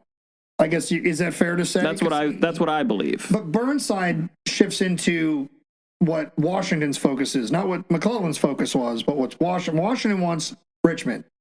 Washington wants Richmond, but by threatening Richmond, Washington believes, and rightly so, that that's going to draw Lee into them. Okay. That's going to force Lee to do something about the presence of the Federal Army. Is there any acknowledgement that, you said that, McClellan has no plan that he's made them aware of. At this point, are they aware of what McClellan's plan is? The only thing they know of what McClellan is doing is the line that he's operating on, because they have told him, if you operate on this line, we will reinforce you with these forces. Right. And McClellan always wants to get any reinforcements he can get. No. So he very reluctantly agrees to operate on that line. What he really wanted to do, Ethan Rufus argues this in his biography of McClellan, and I think Rufus is right, that he did not want to fight a battle in Northern Virginia. In fact, he had a lot of support in that of officers in the Army, like Alpheus Williams. Yeah, Williams, big time. Williams is like, this is no place to campaign in the late fall, early winter. I mean, the roads are terrible. Well, McClellan wants to go back to the peninsula. Now, once again, when you look at McClellan, you're like, you don't learn anything. You didn't learn anything. You're not going back to the peninsula. That is never going to happen. If you haven't learned anything at all up to this point in the war, that isn't going to happen. You have to come up with another plan, because the administration is not going to support that. But he doesn't. So I question. Yeah, all of his movements were competent in the Loudoun Valley. When he crosses the Potomac, they're all competent. The units are always in mutually supporting distance and everything like that. But the Army doesn't. The sort of rapid movements that they would have to take and the risk they would have to take to put Lee really in a bad situation, he's not willing to do them. He's just not willing to do them. And then Burnside's going to take the Army in a different direction because he thinks that he can. I think also Burnside may have felt like, I've seen the roads. Right. If we keep going the way we're going to go, this isn't going to go well for us. So he does steal the march. We won't. He does. Yeah, he absolutely does steal the march on him. Yeah. Oh, my goodness. Yeah. So, I mean, some of the like Meade felt like, well, if you wanted to relieve McClellan immediately after Antietam, he's like, I can understand that. Now he says, I don't understand why they're removing. Because I mean, the Army's moving, things seem to be kind of competent. I don't really see what the clause was here. But Meade is not privy to all of the correspondence that's going on, and I think what we're really looking at is not anything that happens in the Loudoun Valley specifically. Right. It is what Lincoln has seen as a trend. This guy cannot win the war. Interesting. And, I'm going to have to get rid of him. He doesn't learn lessons from, he doesn't understand the politics of this war either. And he is going to be a very traditional, cautious type of commander. And I have to get somebody else. Right.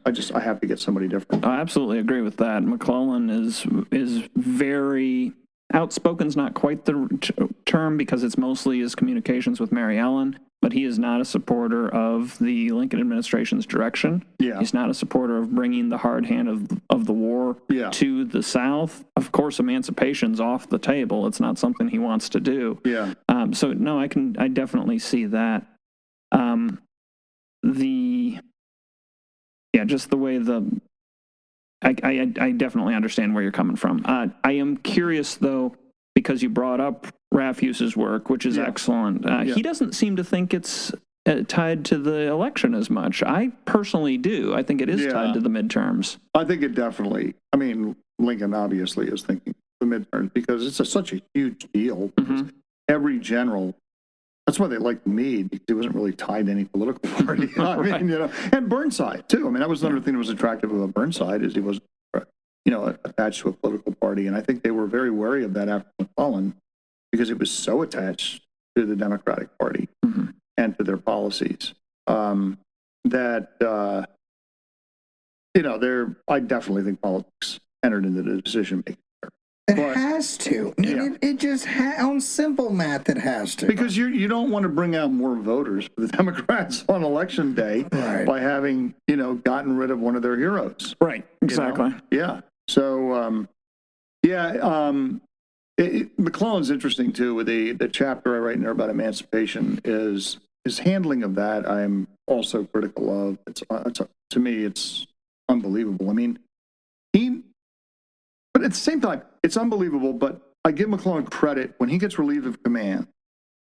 This is super important. He has all these. I mean, Andrew Humphreys. Andrew Humphreys is saying, "Take the army and march on Washington." You hit me like a tank at your book opening when you said this. I was like, Jesus, you're so right. I mean, it's true. And this is what McClellan does. He toys with, I'm going to kind of go my own way and maybe become like a dictator, something like that. And then he's like, I have to be a patriot, and I'm going to do the right thing. And he does the right thing at the end. But in the Emancipation Proclamation, I mean, he takes 3 weeks after Lincoln issues it before he finally issues something to the troops. And during the whole time, he's writing to his pals in the Democratic Party, like, how should I respond to this? I don't like this. I think this is a bad idea. And he meets with, it's kind of a weird group. He gets Ambrose Burnside, Jacob Cox, and John Cochran, a brigade command. You're like, why are you there, what buddy? The hell? Well, if you look at it from McClellan's viewpoint, Burnside seems to have an inside track with the administration. I want him. Cox, big guy with the Republican Party in Ohio. Right. Cochran is a big mover and shaker in the New York City political scene. New York's already a juggernaut. Okay, so I want these three there, and he's basically telling them, like, I think I'm going to come out against this proclamation. Like, that's a super bad idea, sir. Don't do that. That's toxic. So he does listen to their advice, but he also has, when Lincoln leaves the army in the beginning of October, and he's riding over South Mountain. He meets, I forget his name. He was a big mover and shaker in the Democratic Party, going the other way, going to meet with McClellan. Because he's going to meet with McClellan to talk about the Emancipation Proclamation. And he tells McClellan, you must abide by this. But today when we look at that, And you can even at the time period say, well, wait a second. You have every right to tell the president, I think this policy is a bad policy. I think this is a mistake. And then the president says, well, this is what we're going to do.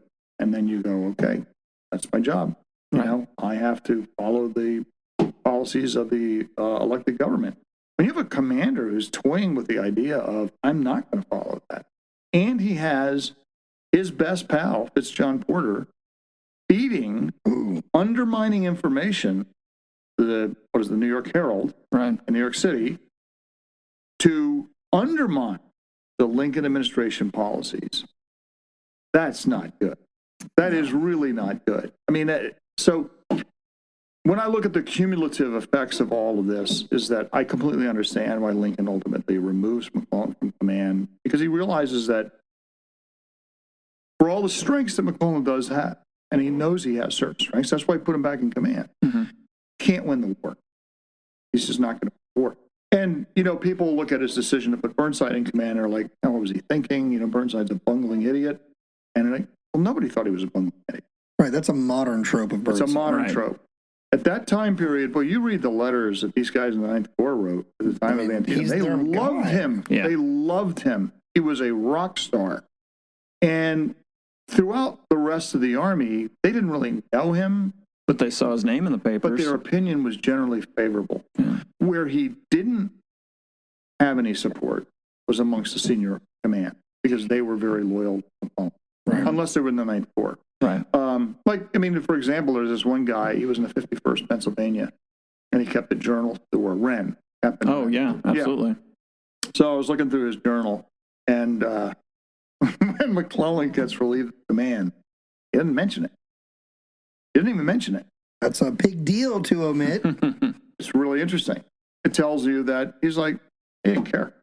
It didn't make any difference to him. He liked Burnside a lot, but it didn't matter to him that McClellan was gone.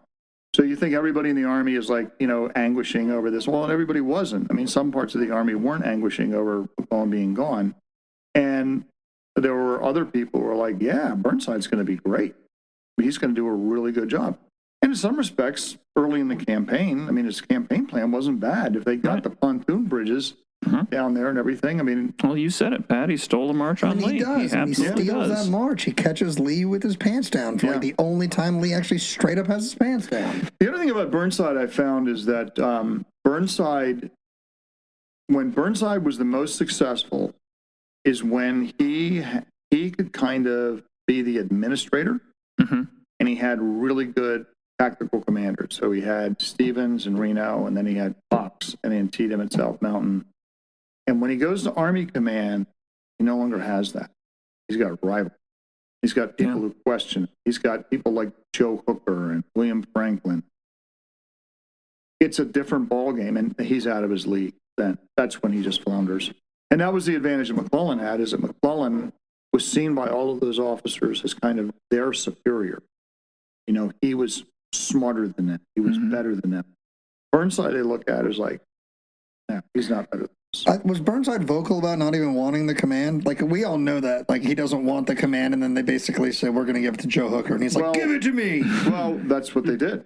Yeah. So what they did was Stanton told the officer who carried the order, he said, Burnside's going to tell you he doesn't take the command. He doesn't want the command. When he tells you that, you are authorized to tell him. We're giving Joe the job. The command is probably going to go to Joe Hooker.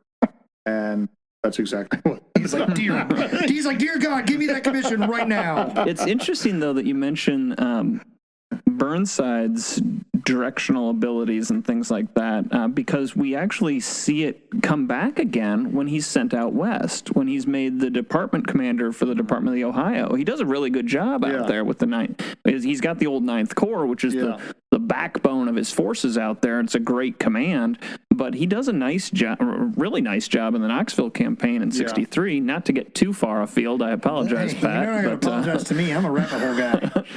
But the fact of the matter is Burnside is competent. And these tropes about him being incompetent, or he just threw his men away at the bridge. The fighting at the bridge, folks, it's the smallest area of casualties on the battlefield at Antietam. Yeah. And it's a dramatic part of the battlefield. Right. It's a gorgeous part of the battlefield. And it's had a ton of ink spilled about the fighting there. Yeah. But the fact of the matter is, it's the fewest casualties on that whole battlefield is around that bridge. Yeah. Yeah, and the whole, I mean, we could spend another hour probably talking about the whole attacks on the bridge, because that's a really interesting story. But, you know, what I see with Burnside is that one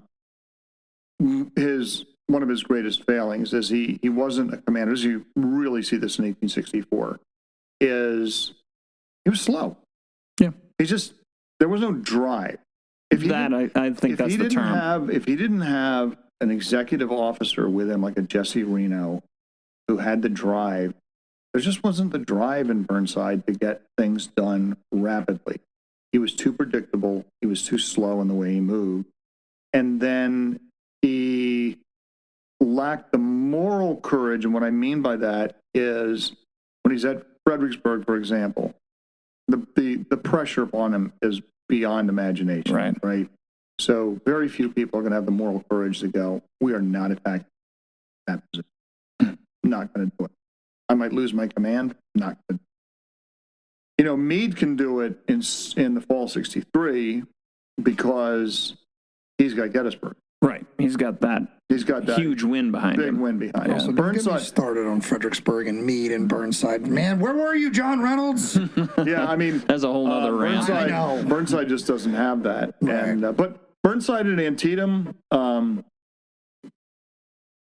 you know, there's some signs of him being not very energetic, but at the same time, some of it, like, you would think he would be a little bit more curious about, you know, the fords of crossing the creek and knowing more about the creek. But at the same time, I thought about it and I was like, okay, if I'm in Burnside's shoes and the elite of the Army, the topographical engineers, have reconnoitered the fords, told me where they are, am I going to question them? Probably not. Right. It's like saying, oh, we're going to send the Green Beret down to do this reconnaissance. Are you going to say, no, I don't. Amateurs. I don't trust that. Yeah, right. Exactly. I don't trust that. Well, I think that's a lot of us in the armchair world. We are a damned if you do, damned if you don't type of view or observer, because it's like we all hate micromanaging style leadership. Yeah. And then when we see people that don't lead that way, we're like, it's so disconnected. It's like, wait a minute, what do you want? Yeah. Like, you want that guy to trust the experts in their place, or do you want them to meddle? Like, what do you want? Like, what do we, like, that's a question for all of us in 2023. It's like, as we judge these people correctly or incorrectly, it's like, what do we want? Yeah. Because I look at my own evolution of the interpretation of that part of the battlefield as a younger man first engaged in this subject, it was like, man, Burnside's so slow. Right. How the hell do you not get her? It's like, and then as an adult, I'm like, yo, that man handled that situation about as masterfully as you can, considering the only way across is this bottleneck bridge, well-entrenched positions up there. He's trying to make decisions while everybody's like, well, the commands are ordered at this time. It's like, that guy's got to get across the battlefield and just find him. Like, all these other variables. And I'm like, give the guy a break. I mean, he does a really good job on that part of the battlefield. Yeah. I mean, there's an interesting, and I write about it in the book, there's an interesting story in the, the timing of the order that, Burnside said he received his orders to open the attack. Like, get across and strike Leon is whatever. At about 10 o'clock. Yeah. This is what he says. This is about 10 o'clock I got the orders. And there's been a lot of people who've questioned that. They're like, it's bull crap. I mean, how could it take that long for the orders to get down there, blah, blah, blah. So the orders to Burnside are timed 9:10 a.m. And if you look at all of the correspondence, the signal messages and the written messages that are coming into Army headquarters, up until this point, the battle's going well. The Second Corps has crossed the creek. Sedgwick's troops have moved up, or with Sumner, they're getting close into position. But all of the reports, you have got reports that Hooker's been wounded, and Mansfield's been mortally wounded. So that's not good. But things seem to be going well. They're going well. Now you also hear William Franklin and the Sixth Corps are within a mile of the battlefield. All right, that's my reserve. That's what I'm waiting for, to let Burnside open his diversionary attack, which is what McClellan himself calls it. Right. His initial report is a diversionary attack. 9:10 a.m., they start to write the order. to Burnside.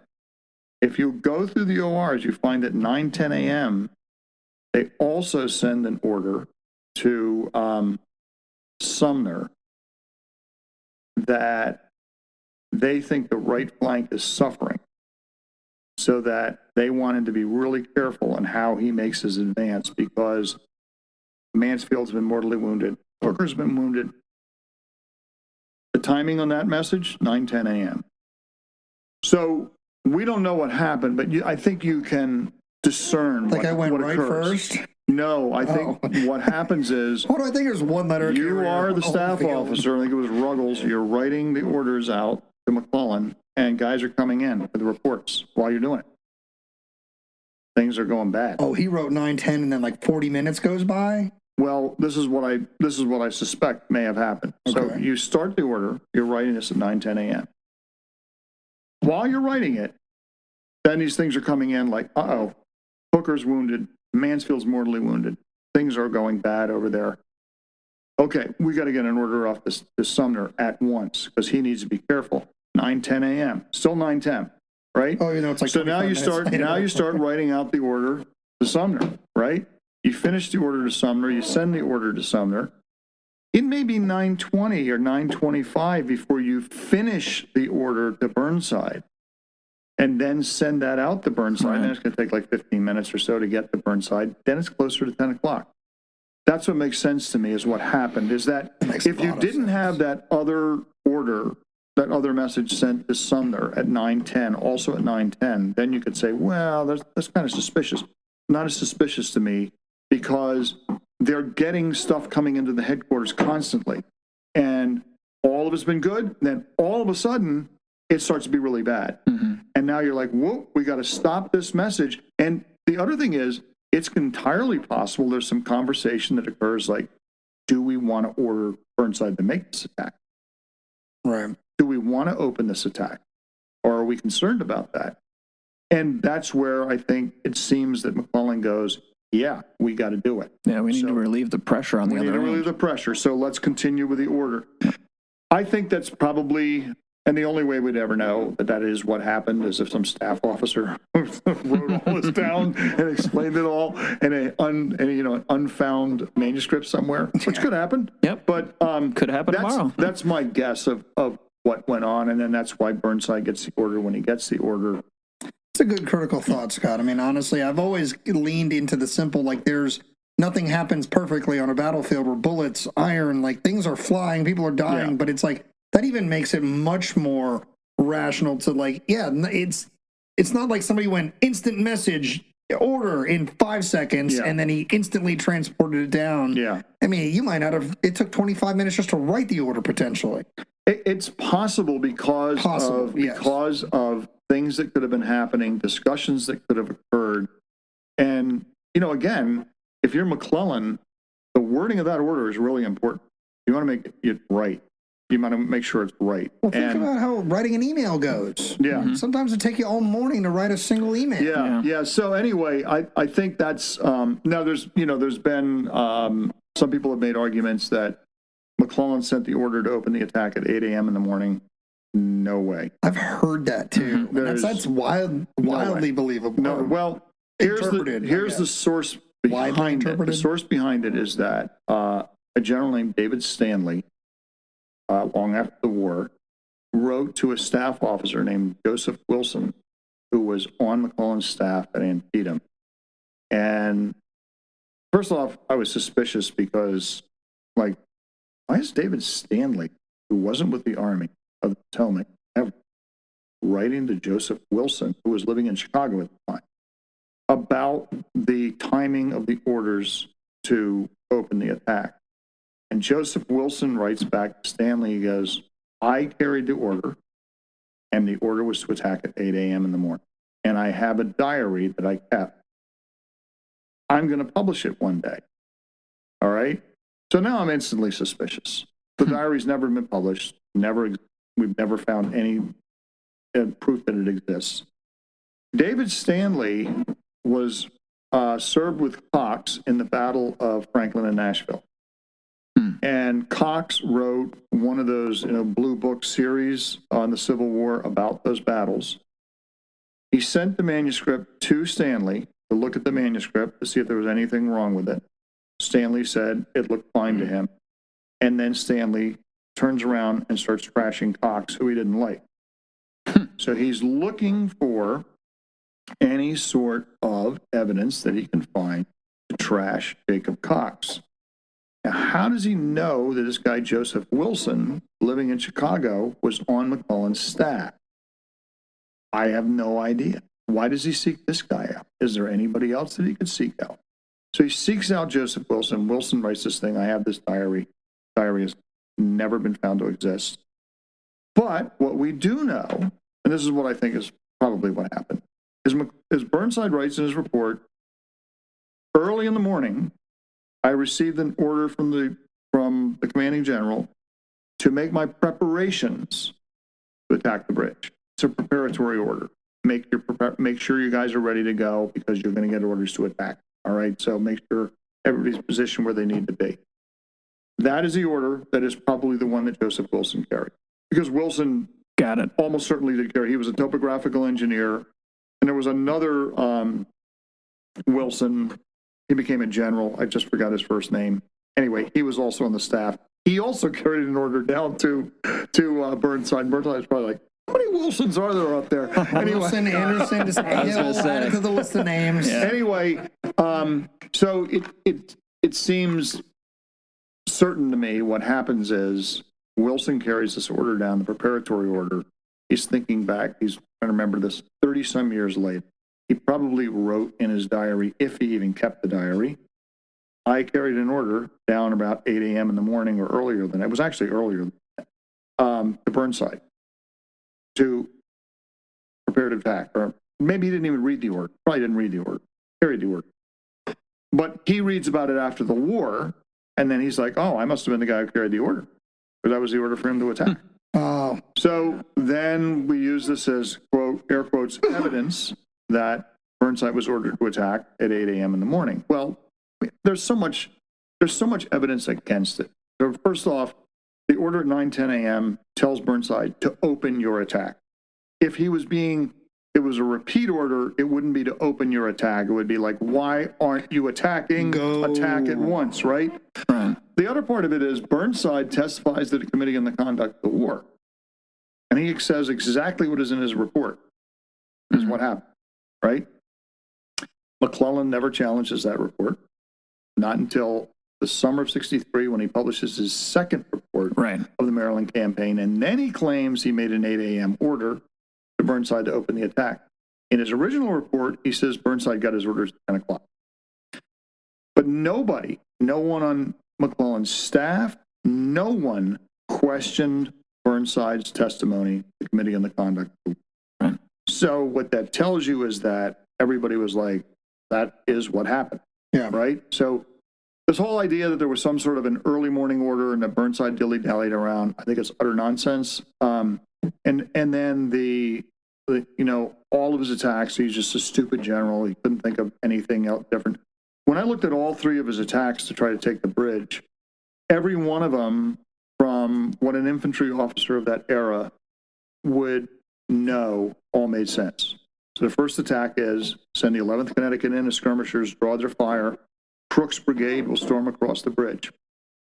Well, that kind of falls apart because George Crook, who was one of the laziest commanders in the Army of the Potomac on that day, doesn't even know where the creek is. We talked about this when we did the main Maryland campaign episode. Yeah. It's like, this is a fighter. I mean, he's going to develop the nickname after the war and things like that. Yeah. But at this day, he drops the ball. Yeah. He doesn't even know where the bridge is. I mean, he mismanages the whole thing. The attack is a fiasco. Yeah, he gets in a fight with a bunch of Mississippians across the creek. The whole thing, and he also, like, at one point, he's facing what was amounting to a company of Confederate infantry, and he had 5 companies of a regiment that was about 800 strong, so he had about 400 men, and they're pinned down. Yeah. So they're really not aggressive at all. Crook's not aggressive. Crook doesn't try to inform himself. So that attack fails. And then the second attack, you can see why they think it. They're like, okay, we see how the one failed. So what we'll do this time is we'll form 2 regiments up in column, and we'll run really fast up the road and we'll have covering fire from artillery and infantry, and we'll just rush over the bridge. Well, you can see why they thought it might work. It didn't work, right? And then the third attack, they try a different tactic. They do even more work on getting the artillery support, and that really becomes telling. And then also they get the advantage of Scammond's, Ewing's Ohio Brigade crossed another ford way down the creek and came up on the flank of Toombs's men. Toombs's men are running out of ammunition. Right. They also got shelled by that battery that was with Rodman's division. The 9th New York Infantry had those two naval guns. Two naval guns. They enfiladed. They didn't even know they were doing it. They enfiladed Benning's line at the bridge. And the whole combination of things causes that attack to succeed. But every one of the attacks, there was a logic to how they thought the attack would work. It wasn't just like, go get them, guys. Just hurl a bunch of guys at the bridge. There was tactics to it. There is so much. I almost feel like we're victims as we wind down here. I almost feel like we're victims of all these post-war justifications for action. So one thing we'll do is we'll keep coming back to Maryland campaign. It's our most absolute favorite subject of the Civil War to talk about between Matt and I. So, Scott, anytime you want to talk Maryland campaign in the weeds with us, please come on back to the show. I want to ask you two things to kind of wind this down. First is on the subject of the Maryland campaign as a whole, and then I want to ask you something very direct about your book based on what you said at the book release. So if you have to say to somebody like, here's what you should take away from the Maryland campaign when it's all said and done, what do you tell our listeners? Like, if there's one thing that either the campaign accomplished, one thing you should know, what is the final word on the campaign as itself when it comes from you?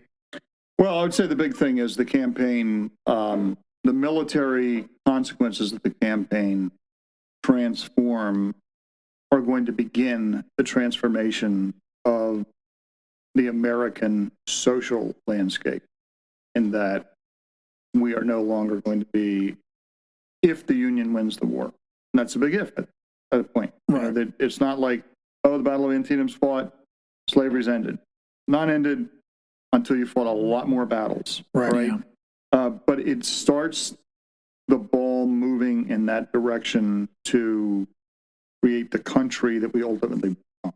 Yeah. So, I think you always have to be very careful to not claim too much for your battle or your campaign or whatever that you're studying. But the Maryland campaign it's a big one because that military success by McClellan leads to this huge political moment for the country that it's going to transform the country. Yeah. And then actually I have one little question before the big question. So did you discover anything? I mean, we did this a lot. You research something over and over again, like for a lifetime per se, but then you start writing about it.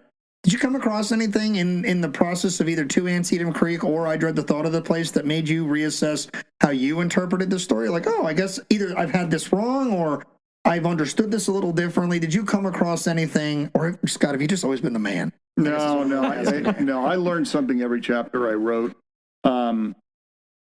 The one thing I would say that I wrestled with the most is George McClellan. I went through McClellan was, I had all the negative ideas, and then I was like, no, McClellan's misunderstood. He's not understood. He was much better than people thought he was.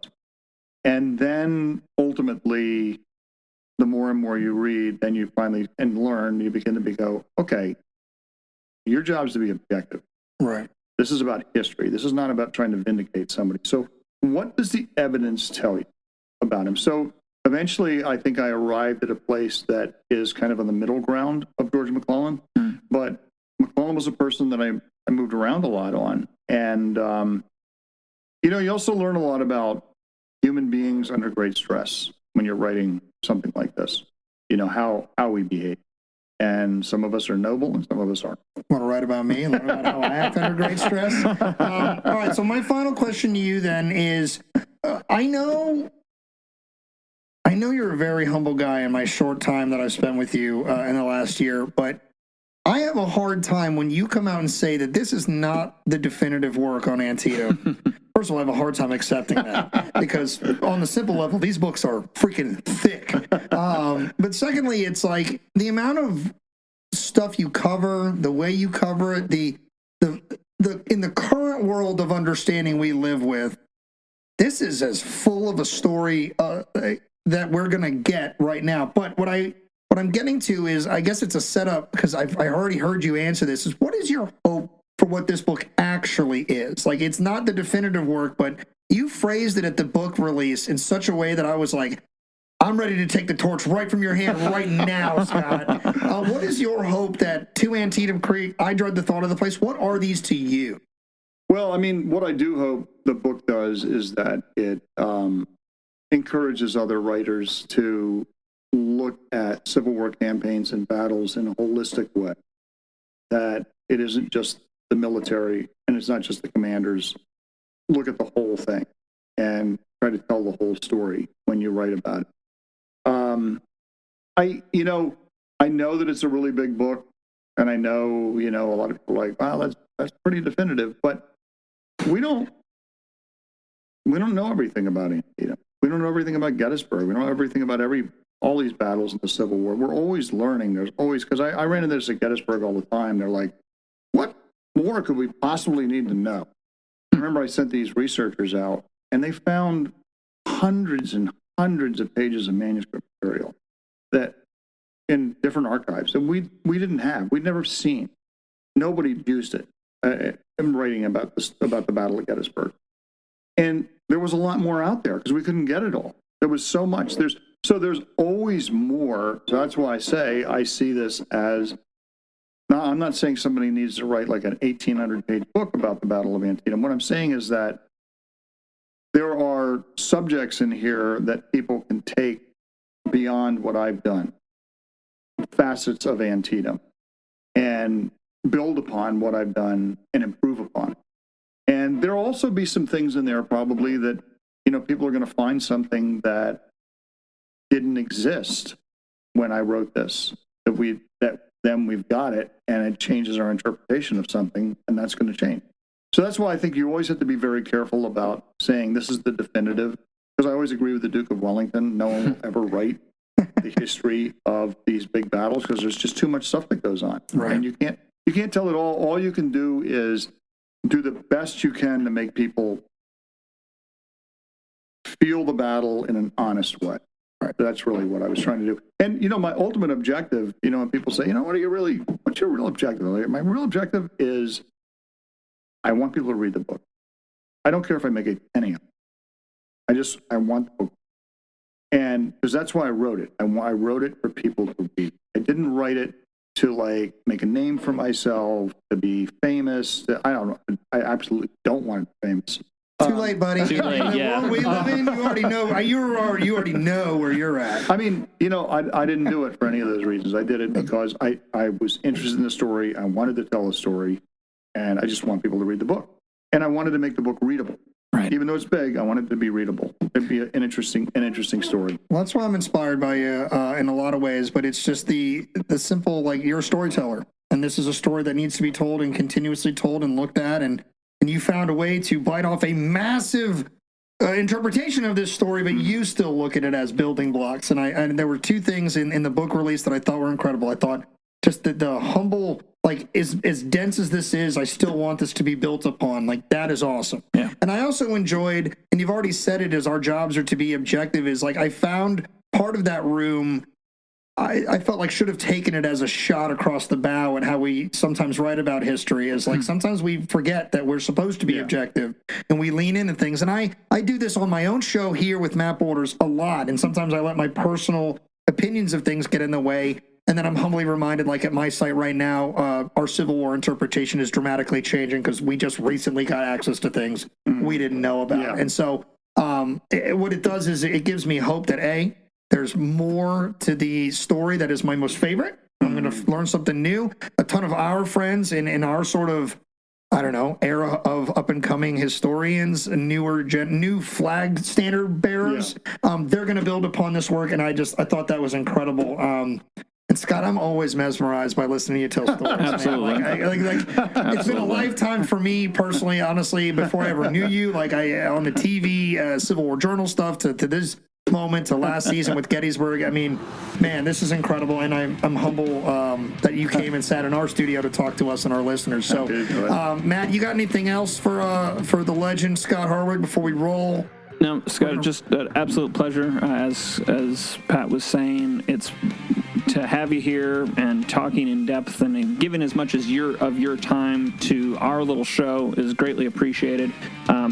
Your first work to Antietam Creek has been something that I've gone back to time and time again for my own research, for my tours and things of that nature, and I'm looking forward to getting all the way through Dread the Thought of the Place as well. I cannot stress this enough to our listeners. Check it out. It's an awesome set of books, a set of scholarship. Get the books, read them, and you're going to learn a lot. So again, thank you, Scott. Don't lock your doors anymore. Just lean the book against the door. Right. People won't be able to get in. Right. Absolutely. Well, this has been incredible. Thanks for coming back again, Scott. So for our guest today, the legendary Scott Hartwig.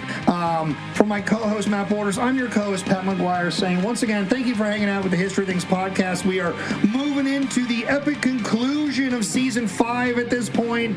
You have no idea what's coming for you. If you're still hanging on by a thread, you're about to lose that thread. The shells are coming down. Matt and I are bringing the thunder and maybe some heavy metal. We're not really sure. But as always, we love you guys. Thank you for listening to the History Things podcast. We will catch you all later. Have a good night.